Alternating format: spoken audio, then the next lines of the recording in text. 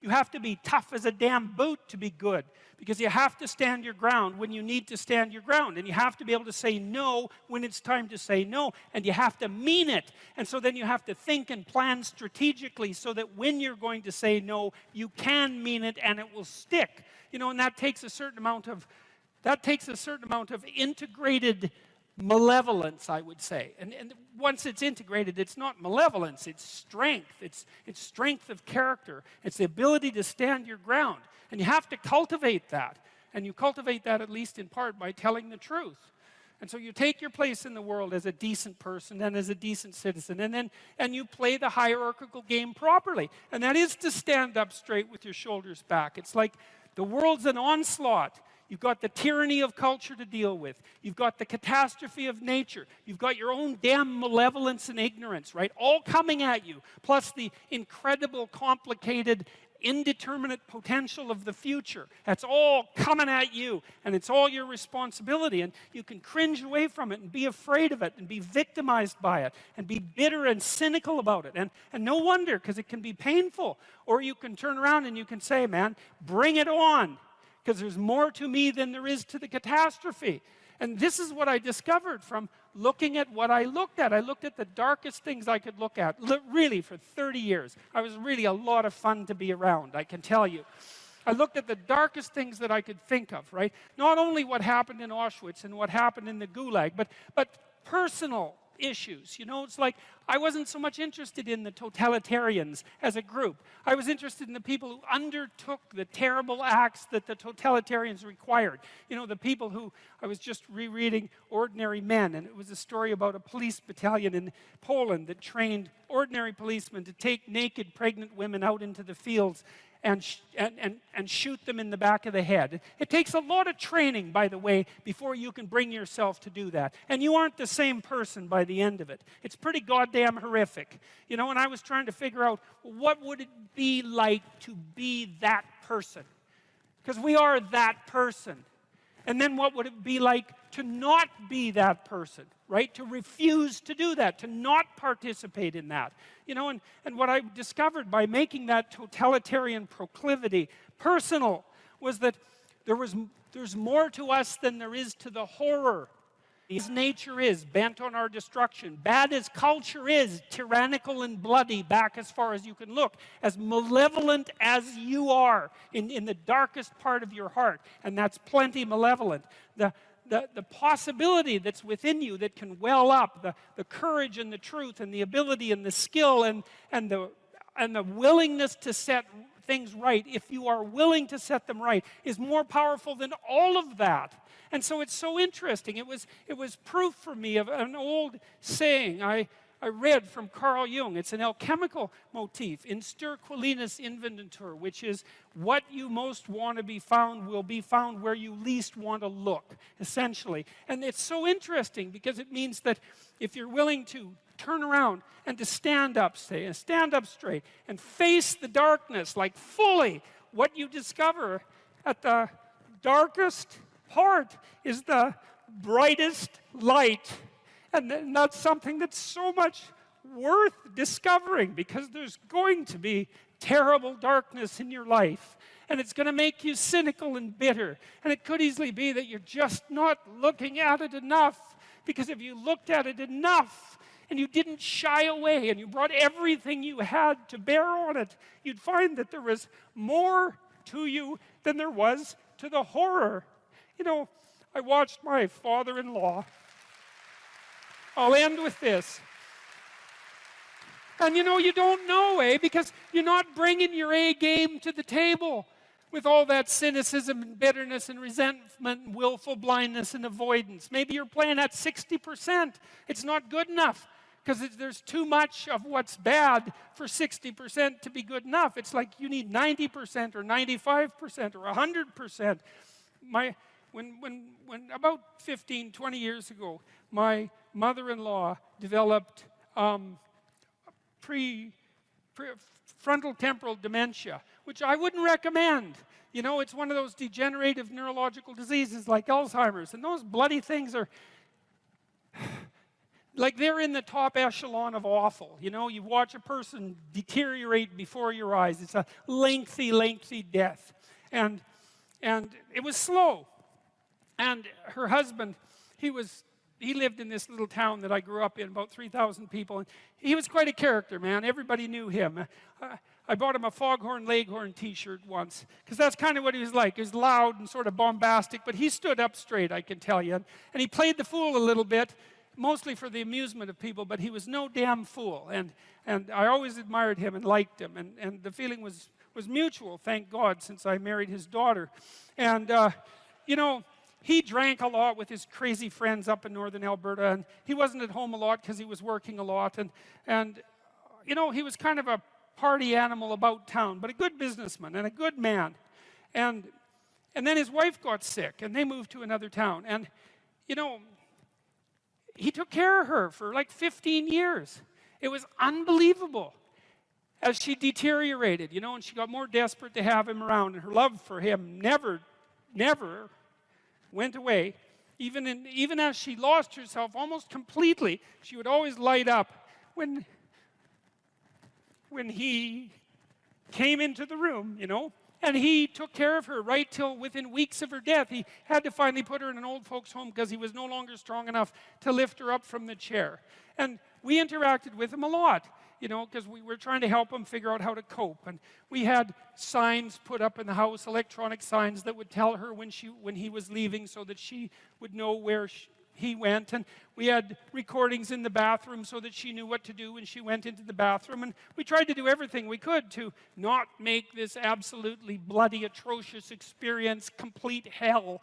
And he participated the whole way, you know, and it was really something to see. It was really it left me with a tremendous sense of admiration for him, but not just for him, but for people who can do that, you know. And if there was a new decline, he took it on, and he didn't complain about it, and he tried to do what he could, you know. And like, it was no picnic, don't get me wrong, but it wasn't hell. And then we were all gathered around the deathbed, my wife's mother's deathbed, and the family was there, and they got along pretty well, you know. And her sister's a palliative care nurse, and the other one's a pharmacist, and none of them are particularly afraid of illness and death. You know, they're a pretty tough group. And so, you know, they made sure their mother's lips were wet while she was no longer eating or drinking, and tried to make her comfortable. And they're around the deathbed, and they were kind of getting along, you know. It wasn't Family Feud at mother's death time, and that was kind of nice.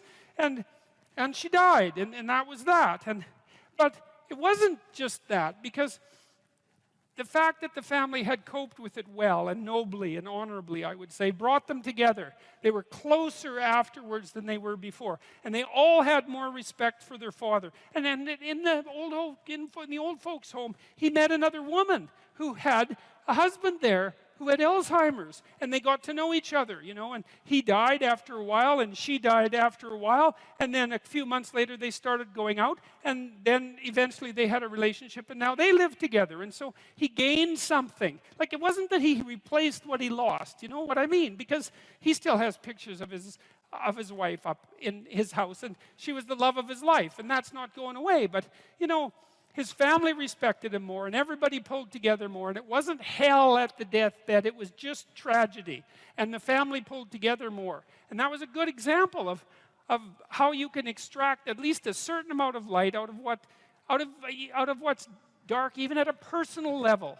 And it's worth asking yourself. It's like, drop what you're doing that's foolish, that you know is foolish, and pick an aim that's worthwhile, you know, to make things better for yourself, like you're worth taking care of, like you're worth something, you know, and to surround yourself with people who believe the same, and who are rejoicing in your accomplishments and unhappy when you fail, right? And you're comparing yourself to your accomplishments of yesterday and not to someone else's today, so that you're not jealous and bitter. And you put your own house in order so that you're not cursing the world when some of its disarray might be your fault. And you're trying to pursue something meaningful, and you're doing your best to tell the truth, and all of that. And then you see what happens. Who the hell are you? You know, you think you're a miracle of some bloody bizarre sort. We've been around for 3.5 billion years. You know, every single one of your relatives propagated successfully. And here you are, against all possible odds, in this world of hell in some sense, and bitterness and tyranny and malevolence. And yet, God only knows what's inside you, this capacity for consciousness, the capacity to confront potential and to turn it into something good. That's us, man. That's the Western story. That's the individual as the cornerstone of the state. That's our responsibility, and it really is who we are. Carl Jung talked about this phenomenon he described as retrogressive restoration of the persona.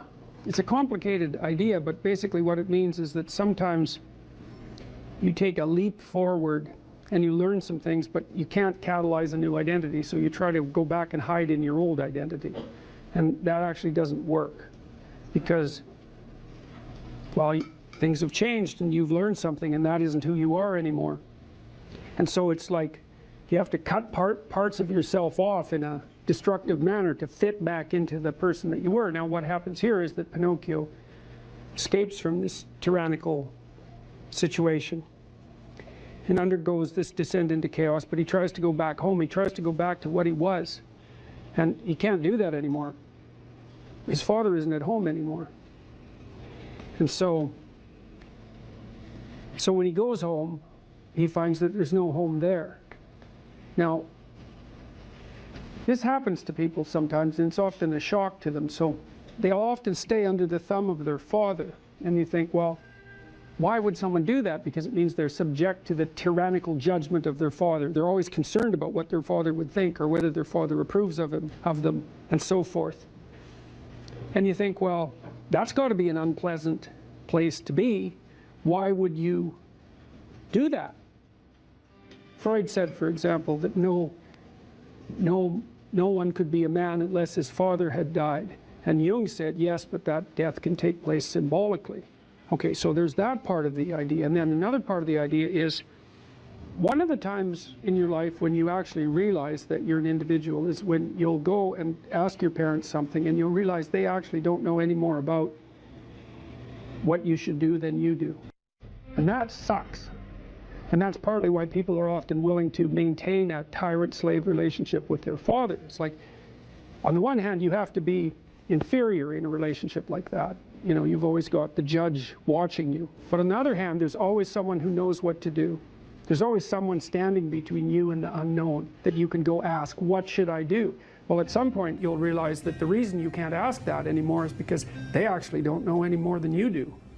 And then that's a pain. Like that is a symbolic death. And that's also when you establish a more individual relationship with your parents. It's at that point that you could conceivably start taking care of them instead of the reverse. And that's a time that should come.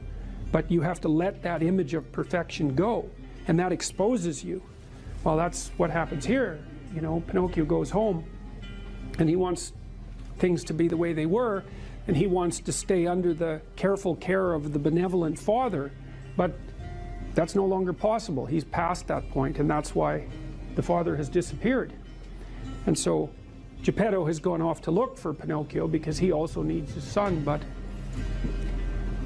in any case the house is abandoned. And so then we see inside the house that everything's covered with cobwebs and everything's gone, and Pinocchio and the cricket sit on the steps and they're very concerned. First of all, they wonder where he went, so they're actually concerned that he's gone, but they also don't know what to do because there's just no going home.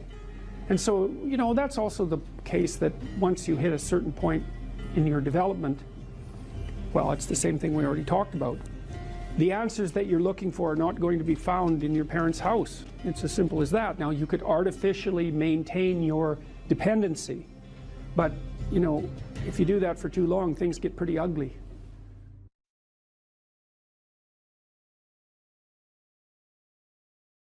You know, if you take people, and I told you this, and you expose them voluntarily to things that they are avoiding and are afraid of, you know, that they know they need to overcome in order to meet their goals, their self-defined goals.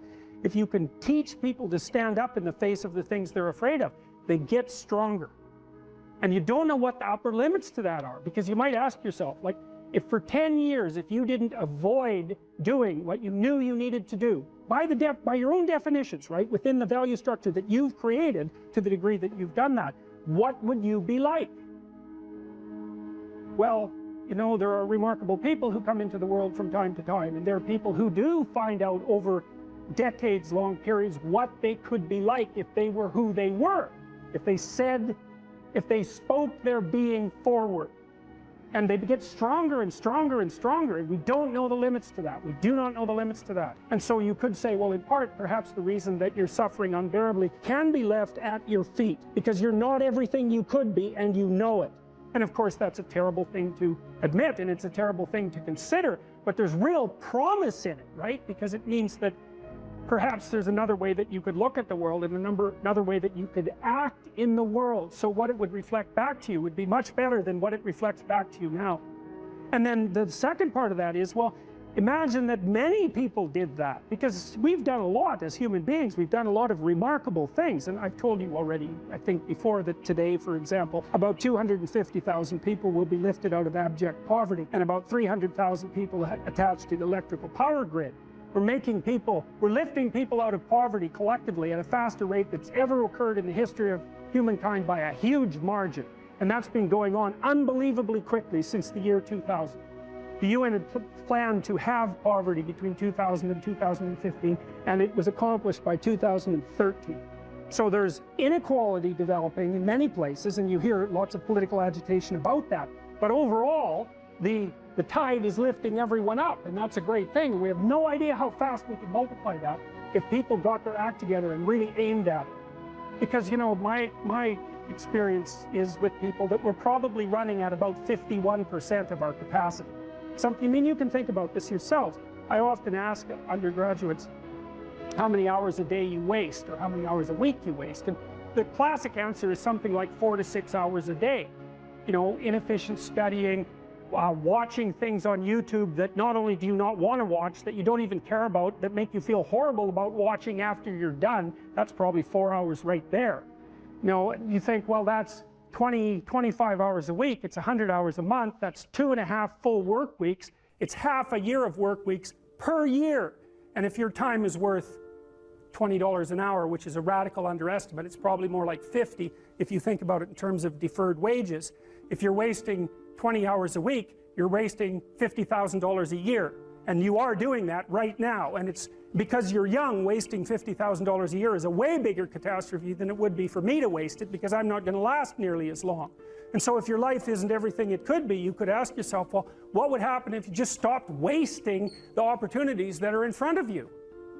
You'd be, who knows how much more efficient? 10 times more efficient, 20 times more efficient. That's the Pareto distribution. You have no idea how efficient people get. It's off the charts. Well, and if we all got our act together collectively and stopped making things worse, because that's another thing people do all the time. Not only do they not do what they should to make things better, they actively attempt to make things worse because they're spiteful or resentful or arrogant or deceitful or homicidal or genocidal, or all of those things all bundled together in an absolutely pathological package. If people stopped really, really trying just to make things worse, we have no idea how much better they would get just because of that. So there's this weird dynamic that's part of the existential system of ideas between human vulnerability, social judgment, both of which are major causes of suffering, and the failure of individuals to adopt the responsibility that they know they should adopt. And that's the thing that's interesting too, is that, and like another thing I've often asked my undergraduate classes is, you know, there's this idea that people have a conscience. And you know what the conscience is. It's this feeling or voice you have in your head just before you do something that you know is stupid, telling you that probably you shouldn't do that stupid thing. You don't have to listen to it, strangely enough. But you go ahead and do it anyways, and then, of course, exactly what the conscience told you was going to happen inevitably happens, so that you feel even stupider about it than you would if it happened by accident. Because you know, I knew this was going to happen, I got a warning it was going to happen, and I went and did it anyways. And the funny thing, too, is that conscience operates within people, and we really don't understand what the hell that is. So you might say, well, what would happen if you abided by your conscience for 5 years or for 10 years? What sort of position might you be in? What sort of family might you have?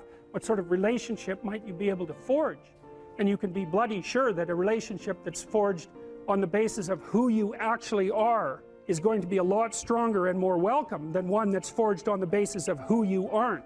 Now, of course, that means that the person you're with has to deal with the full force of you in all your ability and your catastrophe, and that's a very, very difficult thing to negotiate.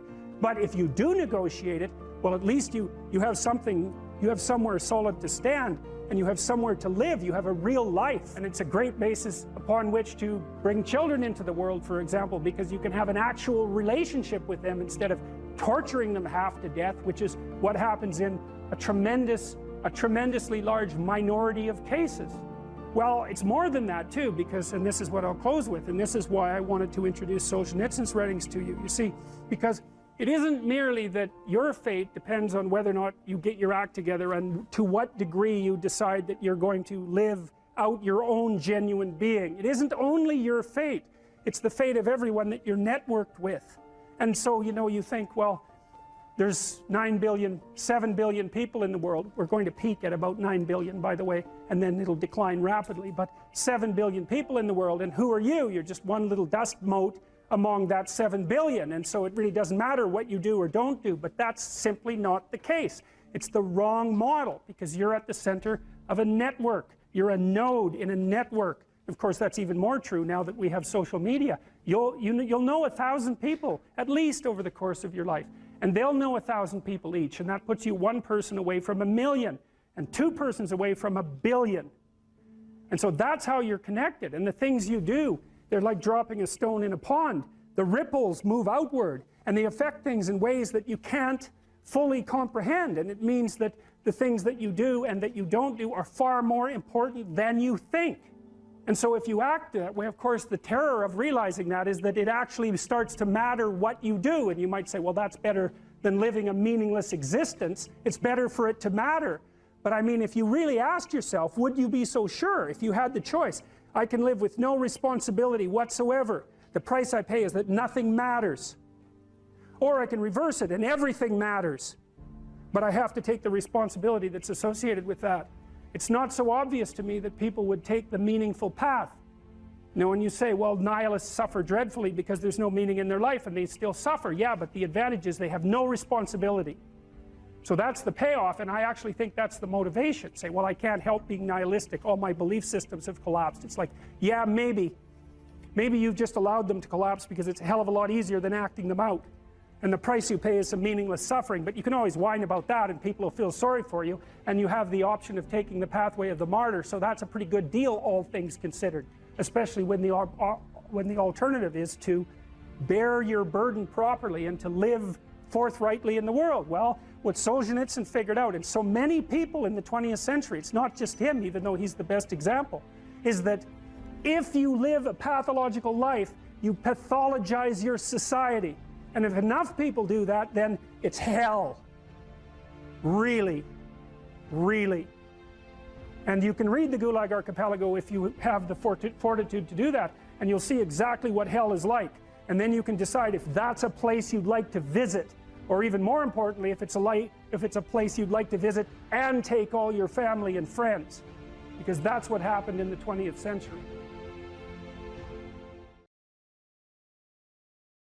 And I would, think about this, because I'll tell you what it is that you need to do to be successful. Some of these things aren't so malleable, but others are things that you can work on. Well, IQ, well, that's a rough one, because there's no evidence, as far as I can tell, that you can do a damn thing about your IQ. I was just reading a paper by Dan Simon today.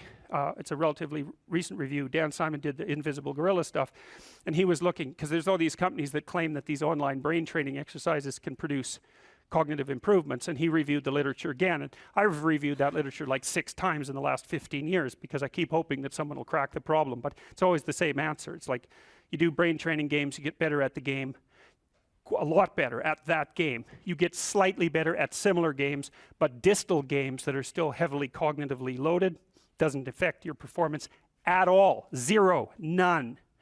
So the issue of how to raise IQ, man, that's a killer. No one knows how to do it. I can tell you how to stop your IQ from decreasing as you get older.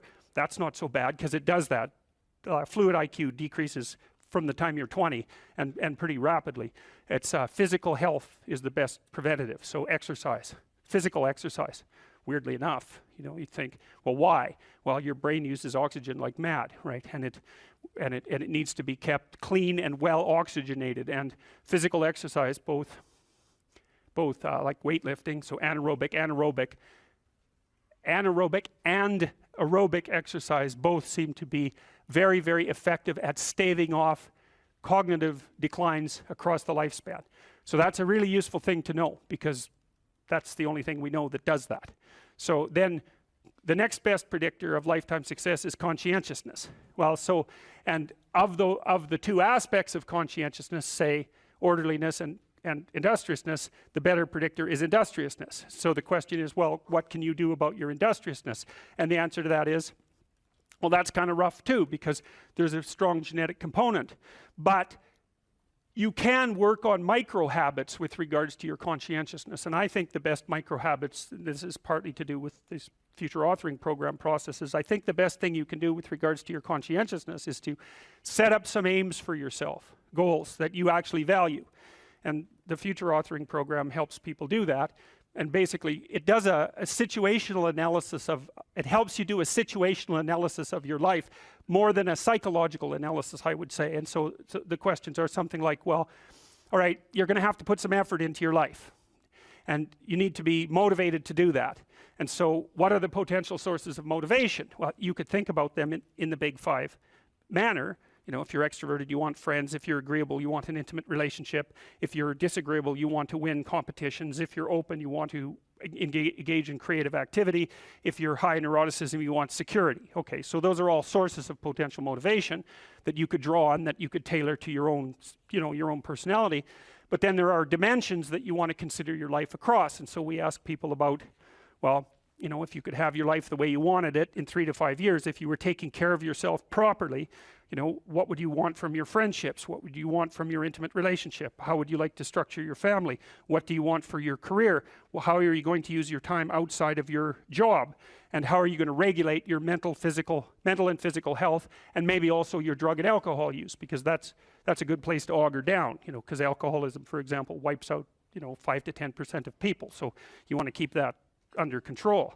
And then so maybe, you know, you develop a vision of what you would like your life to be, and that associates the goal. Well, once the goal is established, and then you break down the goal into micro processes that you can implement, the micro processes become rewarding in proportion, in relation to their causal association with the goal, and that tangles in your incentive reward system. You know, we talked about the dopaminergic incentive reward system, and that's the thing that keeps you moving forward.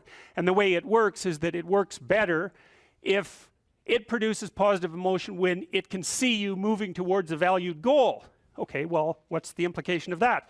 Better have a valued goal, because otherwise you can't get any positive motivation working out. And so the more valuable the goal, in principle, the more the micro processes associated with that goal start to take on a positive charge. And so what that means is, well, you get up in the morning and you're excited about the day, you're ready to go. And so as far as I can tell, what you do is you specify your long-term ideal. Maybe you also specify a place you want to stay the hell away from, so that you're terrified to fail as well as excited about succeeding, because that's also useful. You specify your goal. You do that in some sense as a unique individual. You want to specify goals that make you say, oh, if that could happen as a consequence of my efforts, it would clearly be worthwhile. Because the question always is, why do something? Because doing nothing is easy. You just sit there and you don't do anything. That's real easy. The question is, why would you ever do anything? And the answer to that has to be because you've determined by some means that it's worthwhile. And then the next question might be, well, where should you look for worthwhile things? And one would be, well, you could consult your own temperament. And the other would be, well, you kind of look at what it is that people accrue that's valuable across the lifespan. So you do a structural analysis of the subcomponents of human existence, and I already did that. You need a family, you need friends. Like, you don't need to have all these things, but you better have most of them. Family, friends, career, educational goals, plans for, you know, time outside of work, attention to your mental and physical health, etc. You know, that's what life is about. And if you don't have any of those things, well, then all you've got left is misery and suffering. So that's a bad deal for you. So once you set up that goal structure, let's say, and that's really in many ways that's what you should be doing at university.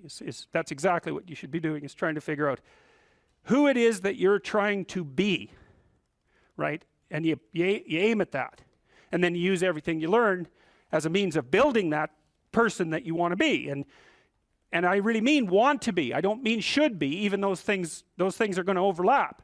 And it's important to distinguish between those, because that's partly, and this is back down to the micro-routine analysis. So if I was saying, well, you're going to try to make yourself more industrious. Okay, number one, specify your damn goals, because how are you going to hit something if you don't know what it is? That isn't going to happen.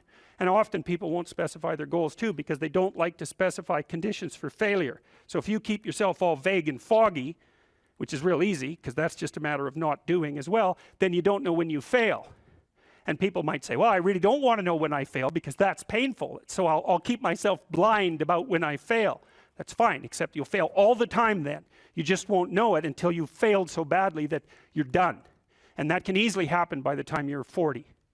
So I would recommend that you don't let that happen. So that's willful blindness, right? You could have known, but you chose not to. Okay, so once you get your goal structure set up, you think, okay, if I could have this life, it looks like that might be worth living, despite the fact that it's going to be, you know, anxiety provoking and threatening, and there's going to be some suffering and loss involved in all of that. Obviously, the goal is to have a vision for your life such that, all things considered, that justifies your effort. Okay, so then what do? Well, then you turn down to the micro routines. It's like, okay, well, this is what I'm aiming for. How does that instantiate itself day to day, week to week, month to month? And that's where something like a schedule can be unbelievably useful. Google Calendar. It's like, make a damn schedule and stick to it. Okay, so what's the rule with the schedule? It's not a bloody prison. That's the first thing that people do wrong. They say, well, I don't like to follow a schedule. Well, it's like, well, what kind of schedule are you setting up? Well, I have to do this, then I have to do this, then I have to do this, you know, and then I just go play video games, because who wants to do all these things that I have to do? It's like, wrong. Set the damn schedule up so that you have the day you want. That's the trick. It's like, okay, I've got tomorrow. If I was going to set it up so it was the best possible day I could have, practically speaking, what would it look like? Well, then you schedule that. And obviously there's a bit of responsibility that's going to go along with that, because if you have any sense, one of the things that you're going to insist upon is that at the end of the day, you're not in worse shape than you were than at the beginning of the day, right? Because that's a stupid day. If you have a bunch of those in a row, you just dig yourself a hole and then you bury yourself in it. It's like, sorry, that's just not a good strategy. It's a bad strategy. So maybe 20% of your day has to be responsibility and obligation, or maybe it's more than that, depending on how far behind you are. But even that, you can ask yourself, okay, well, I've got these responsibilities. I have to schedule the damn things in. What's the right ratio of responsibility to reward? And you can ask yourself that, just like you'd negotiate with someone who is working for you. It's like, okay, you got to work tomorrow. Okay, so I want you to work tomorrow. And you might say, okay, well, what are you going to do for me that makes it likely that I'll work for you? Well, you could ask yourself that, you know. So maybe you do an hour of responsibility and then you play a video game for 15 minutes. I don't know, whatever turns your crank, man. But, you know, you have to negotiate with yourself and not tyrannize yourself. Like you're negotiating with someone that you care for, that you would like to be productive and have a good life. And that's how you make the schedule. It's like, and then you look at the day and you think, well, if I had that day, that'd be good. Great. You know, and you're useless and horrible, so you'll probably only hit it with about 70% accuracy, but that beats the hell out of 0, right? And if you hit it even with 50% accuracy, another rule is, well, aim for 51% the next week, or 50.5% for God's sake, or because you're going to hit that position where things start to loop back positively and spiral you upward. And so that's one way that you can work on your conscientiousness, is to plan a life you'd like to have. And you do that partly by referring to social norms. That's more or less rescuing your father from the belly of the whale. But the other way you do that is by having a little conversation with yourself about, as if you don't really know who you are, because you know what you're like. You won't do what you're told. You won't do what you tell yourself to do. You must have noticed that. It's like you're a bad employee and a worse boss, and both of those work, you know, for you. You don't know what you want to do, and then when you tell yourself what to do, you don't do it anyways. You should fire yourself and find someone else to be. If you could have what you wanted in this moment, and I could deliver it, what would it be? How much of the mess that you see around you would vanish if the mess that you could put straight was put straight? You know perfectly well that if you put your mind to it and you make the proper sacrifices, there are things you can set straight. What advice do you have for a young man in his 20s? Make a plan. Look at what you're interested in. Get disciplined about something.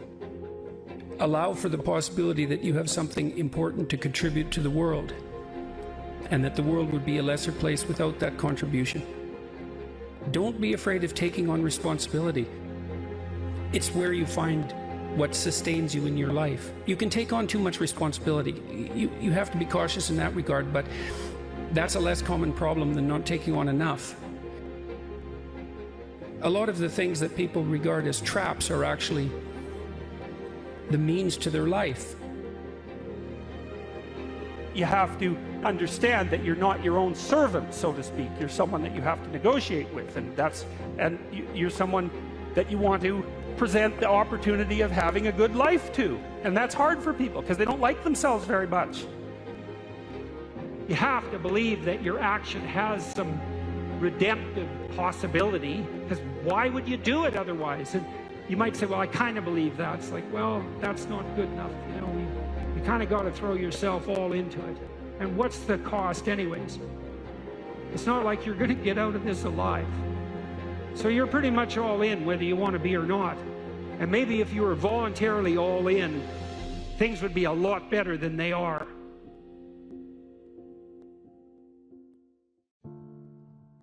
If the world isn't everything that you want it to be, maybe you're not acting the way you should.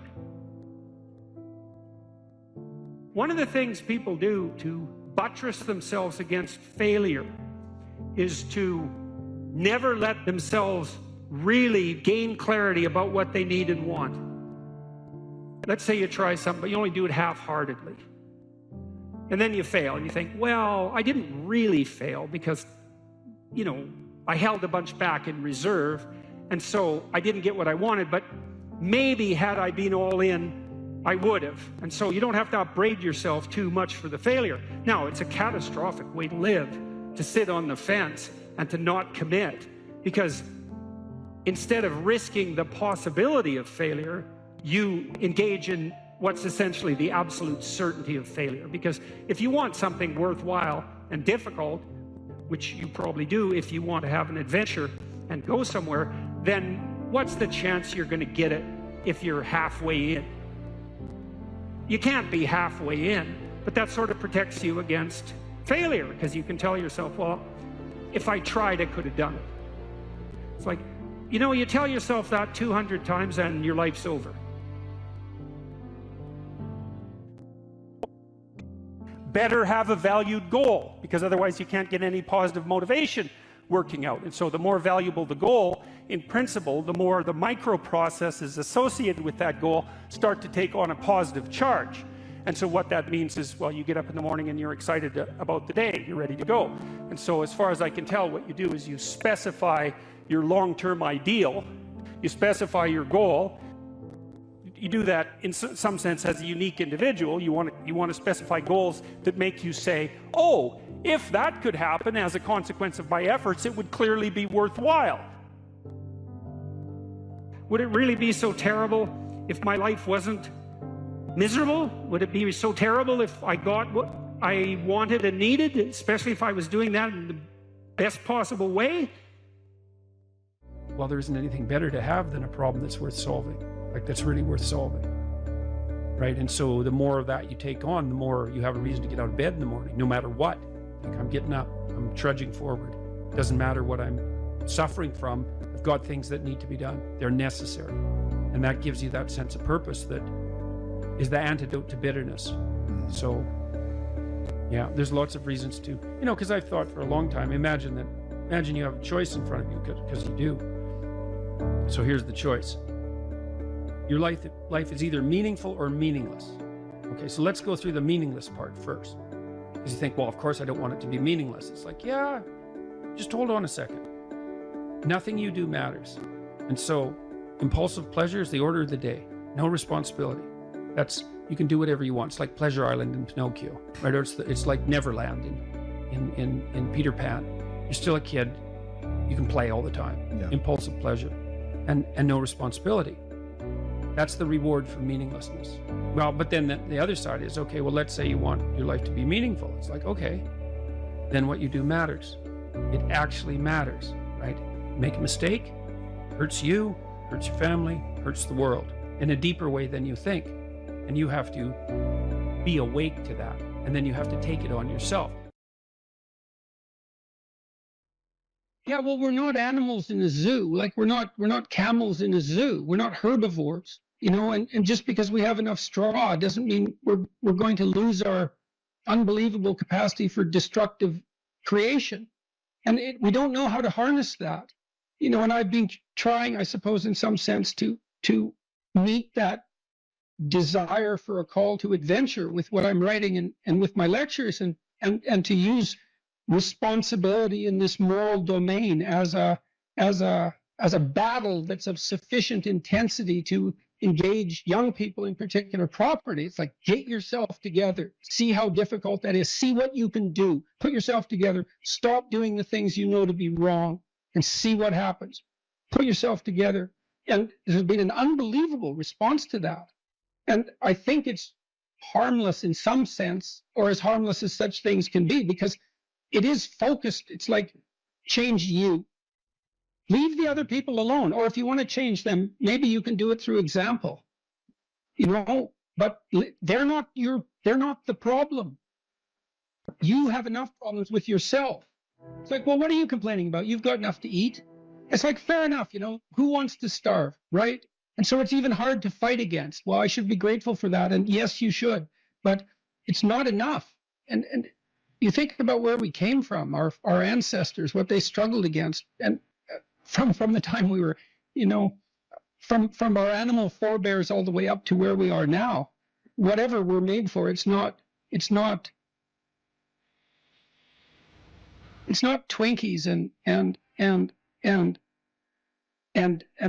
TV. It's not willful blindness and the comfort that brings. It's not enough. And so we need this adventure. And that's something we're going to all have to contend with, because if we don't get the adventure right, then we'll get it wrong, and it'll lead us in terrible places. One of the things I've said that people have repeated many times, and that it's in memes, and you can buy it on, merchandise items and that sort of thing. A good man is a very dangerous man who has himself under control. And no one ever says that. So you say to young men, look, like, your job is to be as dangerous as you possibly can be in every possible direction, and to control that, right? Not to be harmless and slothful and contemptible even in your own eyes. And that way you get the power of the shadow. You don't have to dispense with the anger and the aggression. You can integrate it. And that's way better. I mean, I had a remarkable conversation with Jocko Willink. I felt that it was remarkable. It was very engrossing. And Willink, he's unlike me in many ways. I mean, he's a physical specimen of sort of unparalleled proportions to begin with. He's about 2 feet thick, and he's this military guy, highly disciplined, and also extraordinarily morally integrated. And he's an admirable person, because the danger is right there under the surface. But he has it rather than it having him. And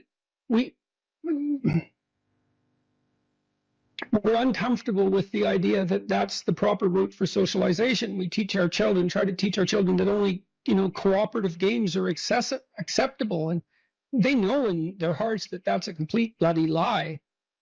It's not technically sustainable. It's not even conceptually correct. I'm not saying I've solved it. I talk to Bjorn about this a lot. It's like, I love your message. Wouldn't it be wonderful to eradicate absolute poverty? And he does this great job technically of rank ordering global concerns, doing a cost-benefit analysis that's methodologically rigorous and saying, look, we can devote money here. We'll get a 20-to-1 return, mostly in child nutrition, as it turns out. Couldn't we do an immense amount of good with targeted spending? And the answer is clearly yes. We could eradicate child poverty in the next 15 years. We probably will. We could do great things, but we don't know how to sell it. And that's a huge problem. I've never had more of a response from a crowd than when I draw a relationship between responsibility and meaning. Without fail, that brings the crowd to silence. And it's because that connection hasn't been made explicit sufficiently, I would say, is that we find meaning in responsibility. And there is a messianic call that's embedded in this. And you can translate that into get yourself together, see what you could become. And, much of Beyond Order is exactly that. It's push your limits, move beyond yourself, discipline yourself, but move beyond that discipline. Don't let that order constrain who you could be, because it's not a high enough order yet. And I would say it looks like that is attractive to young people, and perhaps specifically to young men, but not only to young men, and not only to the young. So, well, that's a problem that we have to address is, we are doing a lot of things right, but it's not romantic enough. The clinical experience and my lecturing experience has been unbelievably positive in the main. And the clinical experience was positive because I was always on the side of the part of the person that was oriented towards their own health and improvement. That was part of our contractual pact. I'd often make that explicit. It's like, I'm not here for unconditional positive regard. I'm on the side of the part of you that wants everything to be better, and we're going to discover where that is, and we're going to work to facilitate it. And people loved that, and it was so gratifying to engage in that work. It was constantly positive. I worked with a huge variety of people, from people who had nothing, no gifts, and were just off the edges of the world, to people who were unbelievably talented and gifted, the whole gamut. And that was absolutely wonderful to see that range of people. And the lecturing has been the same way. Like the lecture tour I did was immensely positive, too much positive even. You wouldn't think that would be possible, but it is possible. And I'm very positively oriented towards human beings in the main, despite I think we're great, flawed and terribly, but no wonder. No wonder. I mean, the burden we bear is absolutely, it's absurd. The existentialists made much of that. We have an absurd existence. We're aware of our own mortality. God, and we're animals. We're aware of our own mortality. What a burden. And yet here we are. And much of the time we're not corrupt and horrible. It's a miracle. So, it's a word of encouragement. And that's what people are responding so positively to in a time where everyone is told this story that, human activity is all a struggle for power, and that we're fundamentally a destructive force, and that we should rein ourselves in. And I'm not selling that message. It's a word of encouragement. You could be more than you are, and wouldn't that be great for everyone, including you? So now you're moving towards the promised land, let's say. So that's inspiring, and that produces positive emotion, because you experience positive emotion when you see yourself moving towards a valued goal. No valued goal, no positive emotion. That's how your systems are set up psychophysiologically. On the negative front, well, maybe anger and bitterness and fear stop you. Okay, so what do you do with them? Take good stock of your sinful nature, let's say. You know what temptations you're prone to and what knock you off the beaten track, and maybe you feel guilty about it. You know where your weaknesses are, and you probably have some idea of just what kind of hell you could inhabit if you let those weaknesses get the upper hand. So why don't you just write about that for 15 minutes? So let's say This isn't what you could have in 5 years. It's the pit you could dig for yourself if you decided to, you know, just sit there or dig. Everyone has a sense of that, you know, for some people. My temptation probably would have been alcohol. It calmed me in social situations. It made me feel a closer kinship to people, and it was a pretty good stimulant. And so it was a really good drug for me, and I enjoyed it quite a lot, too much. But I learned that I had better things to do. I wouldn't have stopped without better things to do. And that's And what did you mean by better things to do? Well, I was writing my book, Maps of Meaning, when I was still carousing as a graduate student. I'd started to put my life together by that point quite a bit, but I was still a party animal and very social. And but I found that I couldn't think hungover.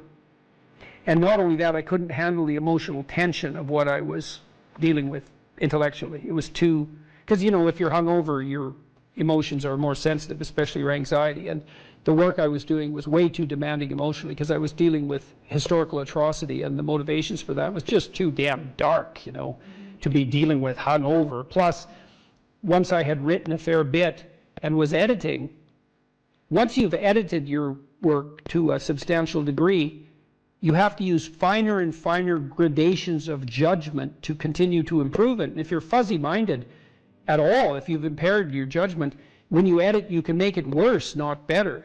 And then I also realized that the only times I really regretted my actions was when I was drinking, because it disinhibits you, and that's fun. That can be really fun.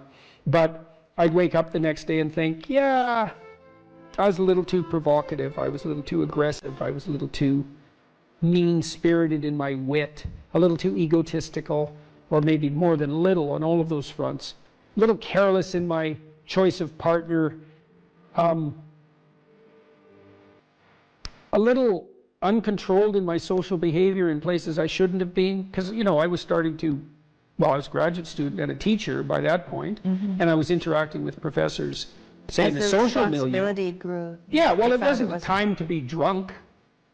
That just wasn't good. That worked in northern Alberta to some degree in some subcultures, but in those situations, it just made me look like a fool. Well, it made me into a fool, not just look like one. And then when you and I got married, I didn't, and we were going to have kids. I thought, well, I'm not drinking when I have kids. Yeah, I wanted children. Yeah, and you know, you want to grow up at that point. And besides, I was ready to dispense with all of that by then.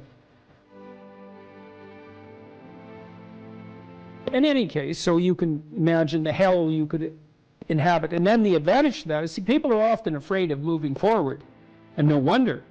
But you should be way more afraid of not moving forward. And so if you get that hell behind you, it's like, well, do I want to go there? Well, I don't have the effort or the energy. I'm not even sure that it's the right thing. It's like, well, do I want to go back there? It's like, no, definitely not that. And if you don't feel that, hell, then you're not nearly as motivated as you could be. Because if you have any sense of just exactly how bloody dismal and dark things could get, then, and that's right there for you. And that was one thing that... I thought it was helpful. I thought it was helpful when I did the future authoring to think about where I would go if I went to the wrong place. Why? Well, it's just good to know how you will fall apart. Yeah, well, and it's possible. Well, and you can also ask yourself, and studying historical atrocity also helped me with that. It's like, well, do you want to be a, what would you call a sadist? You're bitter and resentful. You want to hurt other people? Is that where you want to end up? You want to lie and deceive? Because that's where you end up if you lie and deceive. You want to be resentful and bitter? Because that's where you end up if you're resentful and bitter. Yeah, but sometimes, you know, people, they just don't know what to do about it. So your program helps them to make a plan. Yeah, well, and the plan is really, look, we're visionaries, man. Human beings are visionaries. Really. Well, I found when I did the self-authoring, the 15 minutes of writing that I did, the dreaming I did, yeah. when I wrote about my future and just dreamed of what it could be like if it was just what I wanted. Yeah. And then outlined the goals, because you outline goals after that in the future authoring.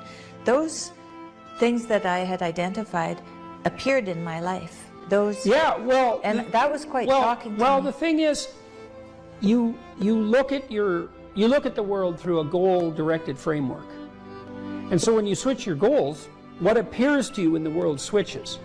It's mystical in a sense, but in another sense, it's just understandable. It's like, well, if I look that way, I see the TV and the couch, and if I look this way, I see you in the chair. Well, that's not that mysterious, but what I've done is I've changed the reality that manifests itself to me just by changing the direction of my orientation. Well, we do that metaphysically as well. And so, for example, if you decide that you're going to be courageously trusting towards people when they offer you an opportunity, even though you're skeptical and timid, but you decide, no, I'm going to have some faith in people, so I'm going to be courageous and trusting. Then when they open a door to you that's an opportunity, you'll think, oh, that's a door I could walk through, instead of thinking I'm moving into a trap. And it's the same reality in some sense, but the way that you're interacting with it changes. Well, it can change. It can invert. It can change so radically that it barely looks like you're living in the same world. There are a lot of potential interpretations that you can validly lay on the world, and some of them are extremely positive, and they still work. And wouldn't that be lovely if you could lay an incredibly positive vision on the world in a calculating and strategic manner, not an instrumental manner, right? Because you're aiming at something genuinely good, and that would work. And that is how the world works. One of the things I loved about my clinical practice, I loved this. It was so good, and I miss it. We're always working. The best parts of me and my client were working together to make everything about their lives better. And it worked. You know, like, I had lots of female clients who tripled their income in 4 years. They didn't even think that was possible. It's like, well, I don't make enough money, I'm barely making ends meet, single mothers, I have no idea what to do, I don't like my job. It's like, well, let's make a plan here. You know, what do you want? Well, I'd like to make this much money. Why don't we double that? And just, because you're going to aim at something. Some people do make more money than that, so maybe it could be you. Well, is that even possible? It's not even possible. It's like, well, let's just assume that maybe it's possible and see what you'd have to do. Well, you got to get your CV together. Well, it's full of holes. Okay, well, let's fix the holes. Okay, now you got to get a plan. Well, I'm not very good at interviews. Okay, let's practice interviewing till you're not just good at it, you're looking forward to it. You know, I had clients who were in such dire situations that all I could do was really help buffer them against that. But they were a minority. I wouldn't say more than 5% of my practice fell into that category. Everyone else, it was like just rapid improvement on all fronts, you know. And that's such fun. And there isn't anything more practical. This is the thing, too. There is nothing more practical than developing a vision. It's not some pie-in-the-sky exercise. Without a vision, you're chaotic and fragmented and hopeless and disappointed, and someone can stop you just by putting up a single obstacle. You're a house divided amongst itself. You have no forward movement. You're not enthusiastic, and that's to be filled with the Spirit of God, by the way. And your life is a sequence of disappointments and frustrations and tragedies, and you're a leaf blowing in the wind. And that is not what you're called to be. That's not what you're called to be. You're called to be a visionary constructor of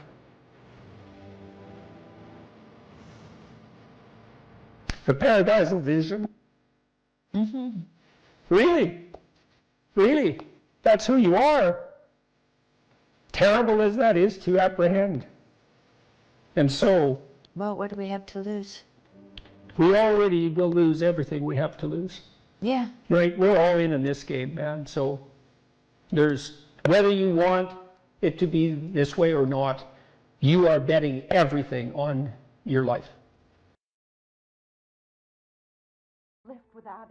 Assuming you want to get better, there's usually something you can figure out that would constitute a step towards some sort of concrete goal. And my presumption, it's a behavioral presumption fundamentally, is that small accruing gains that repeat are unbelievably powerful. You can tyrannize yourself into doing things, but I wouldn't recommend it. What I would recommend instead is that you ask yourself what you're willing to do. It's a really effective technique. It's like a meditative technique. So, for example, You can get up in the morning and you can think, well, you know, I'd like to have a good day today, so I'd like to go to bed tonight without feeling guilty because I, you know, didn't do some things I said I was going to do, and I'd like to have kind of an interesting day. So you got to fulfill my responsibilities, and I want to, you know, enjoy the day. Then you can ask yourself, well, what would I have to do in order for that to happen that I would do? And the probability, if you practice this for 3 or 4 days, is your brain will just tell you. It'll say, well, you know, there's that piece of homework that you haven't done for like 3 weeks. You should knock that sucker off because it would only take you 10 minutes and you've been avoiding it and torturing yourself to death for 72 hours straight. And say, well, let's figure out what your aims are. You got to have some aims, whatever they are. And they might say, well, I'm so depressed I don't have any aims. And then I say, well, pick the least objectionable of the aims and act it out for a while and see what happens. Because sometimes your emotional systems are so fouled up that you have to pretend. You have to act the thing out before you can start to believe it. Life can be meaningful enough to justify its suffering. I thought, God, that's such a good idea. Because it's not optimistic exactly. You know, some people will tell you, well, you can be happy. It's like, those people are idiots. I'm telling you, they're idiots. There's going to be things that come along that flatten you so hard you won't believe it. And you're not happy then. And so if life is to be happy, well, in those situations, what are you doing? Why even live? But life isn't to be happy. If you're happy, you're bloody fortunate, and you should enjoy it. You should, because it's the grace of God, so to speak. People know when they're doing something meaningful. They can tell, so why the hell don't they do meaningful things all the time? It seems obvious. You could do it. I mean, it's hard, you know, because other people want you to do other things, and it's a struggle, but everything's a struggle. Oh, I get it. I see why. It took me about 10 years to figure this out. People have a choice. Choice number one, nothing you do means anything. Well, that's kind of a drag, right? It's meaninglessness of life and all that, existential angst. You know, that's kind of a pain. But the upside of nothing that you do is meaningful is you don't have to do anything. You've got no responsibility. Now, you have to suffer because things are meaningless, but that's a small price to pay. The alternative is everything you do matters. Really. If you make a mistake, it's a real mistake. If you betray someone, you tilt the world a little more sharply towards evil rather than good. It matters what you do. Well, if you buy that, then you can have a meaningful life. But there's no mucking around. It means responsibility. It means that the decisions you make are important. It means that when you do something wrong, it's wrong. Well, do you want that?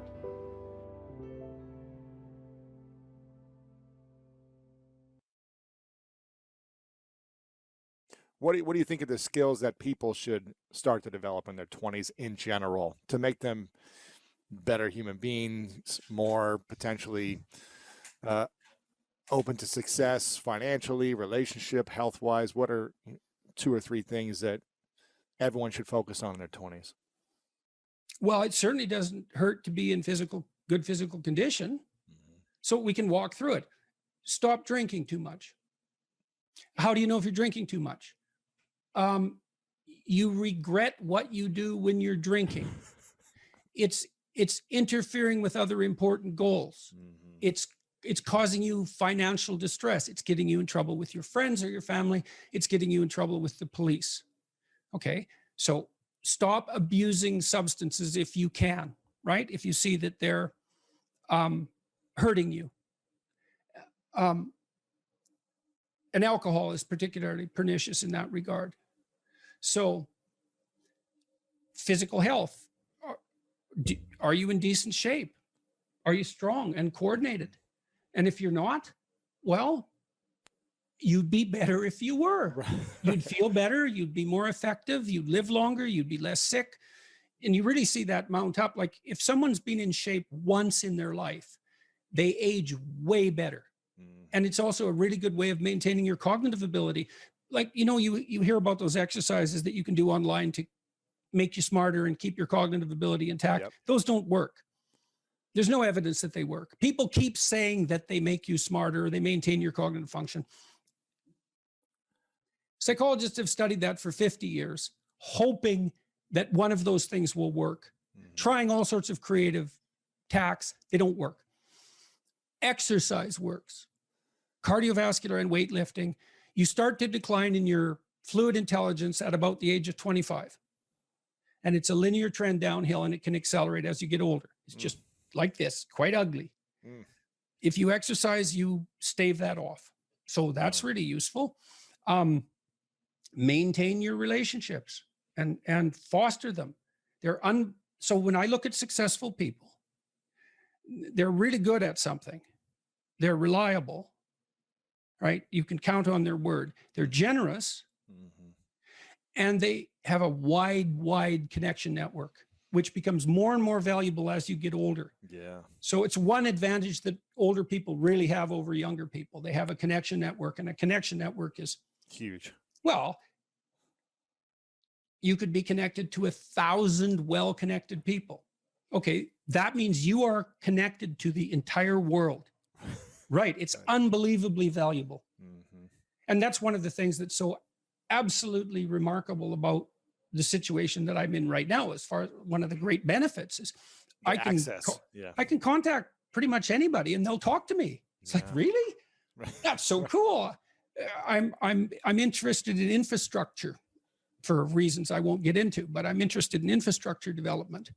I think it's a good method of wealth transfer.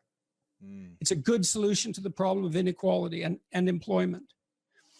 I reached out to a leading expert on infrastructure last week to see if he'd talk to me. I thought, I don't know anything about infrastructure except that it's worn to a frazzle and we should do something about it.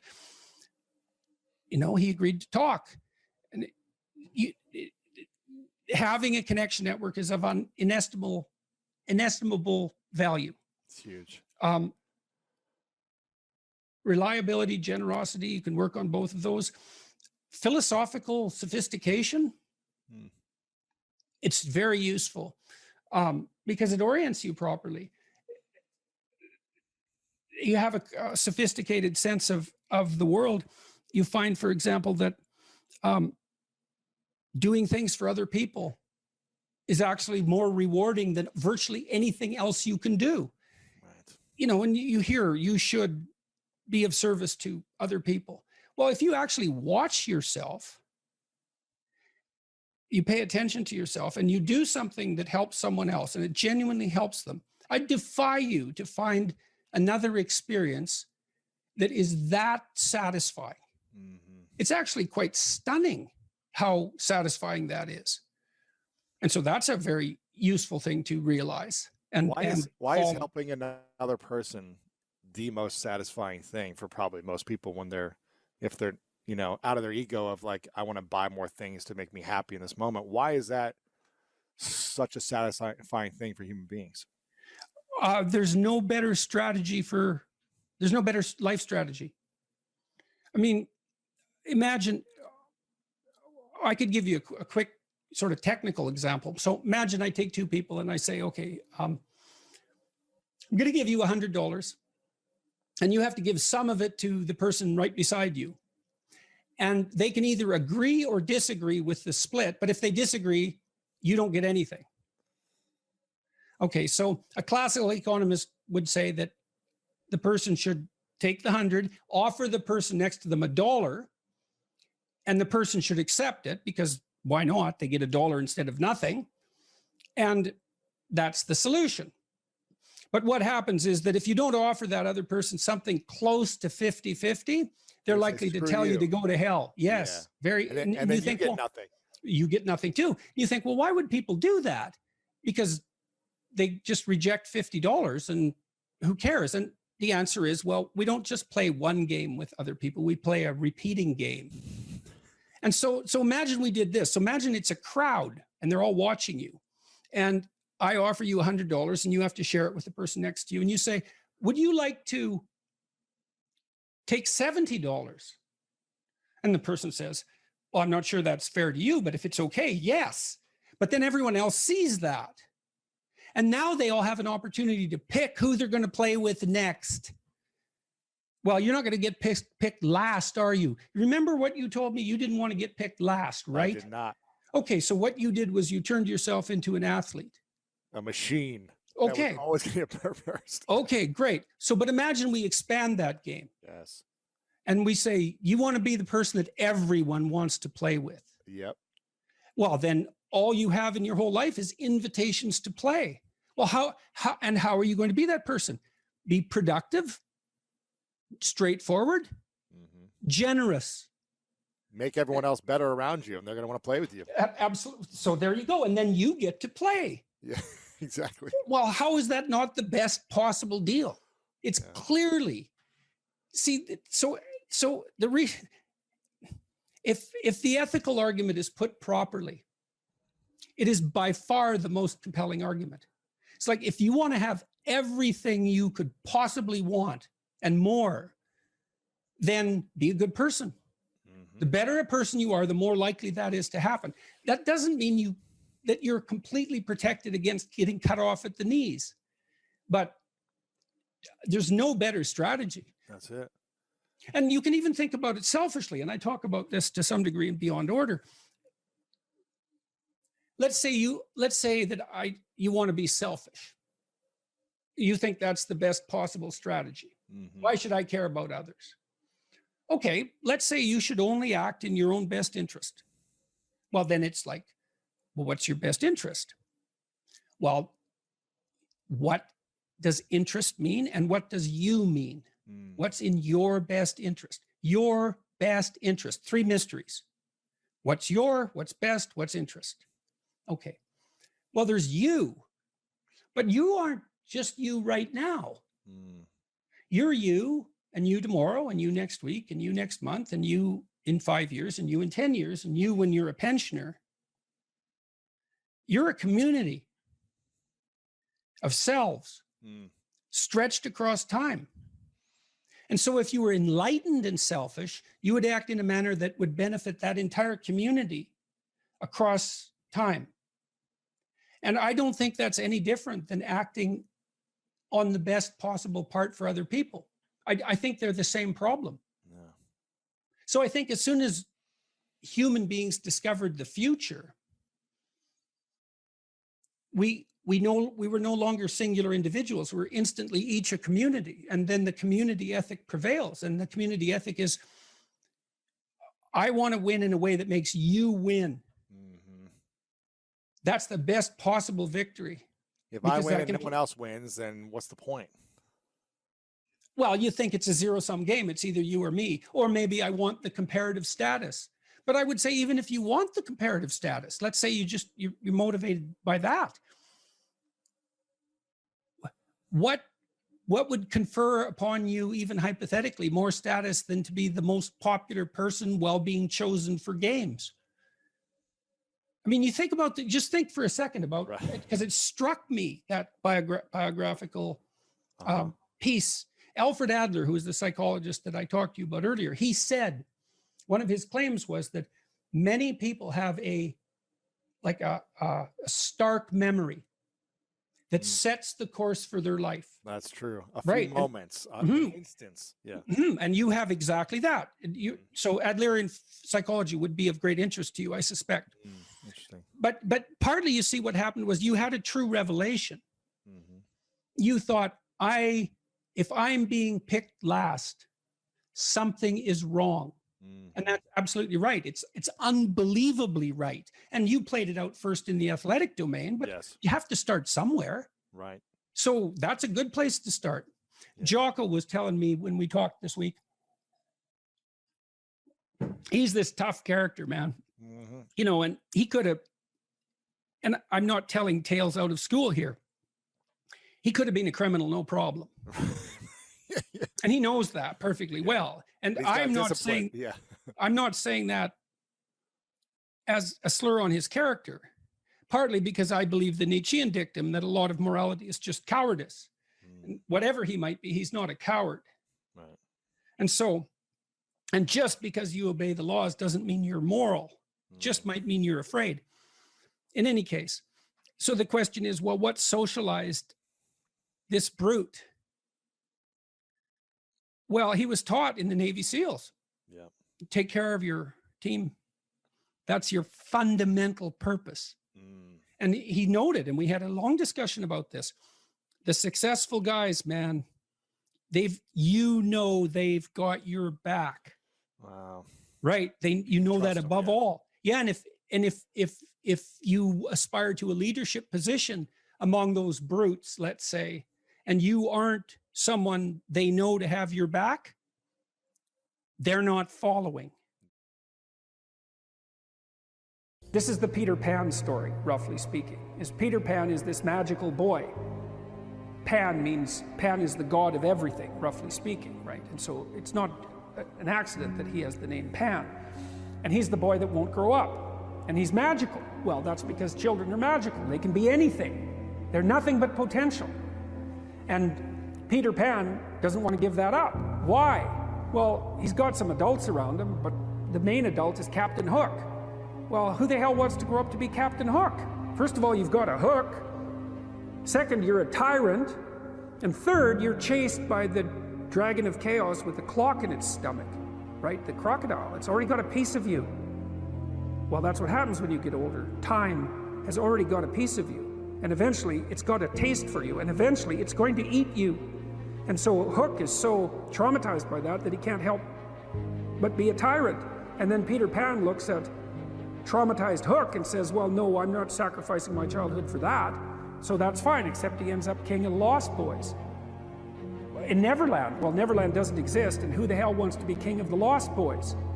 And he also sacrifices the possibility that he'll have a real relationship with a woman, because that's Wendy, right? And she's kind of conservative, middle-class, London-dwelling girl. She wants to grow up and have kids and have a life. She accepts her mortality, she accepts her maturity. Peter Pan has to content himself with Tinkerbell.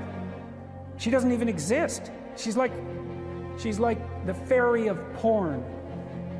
She doesn't exist. She's the substitute for the real thing.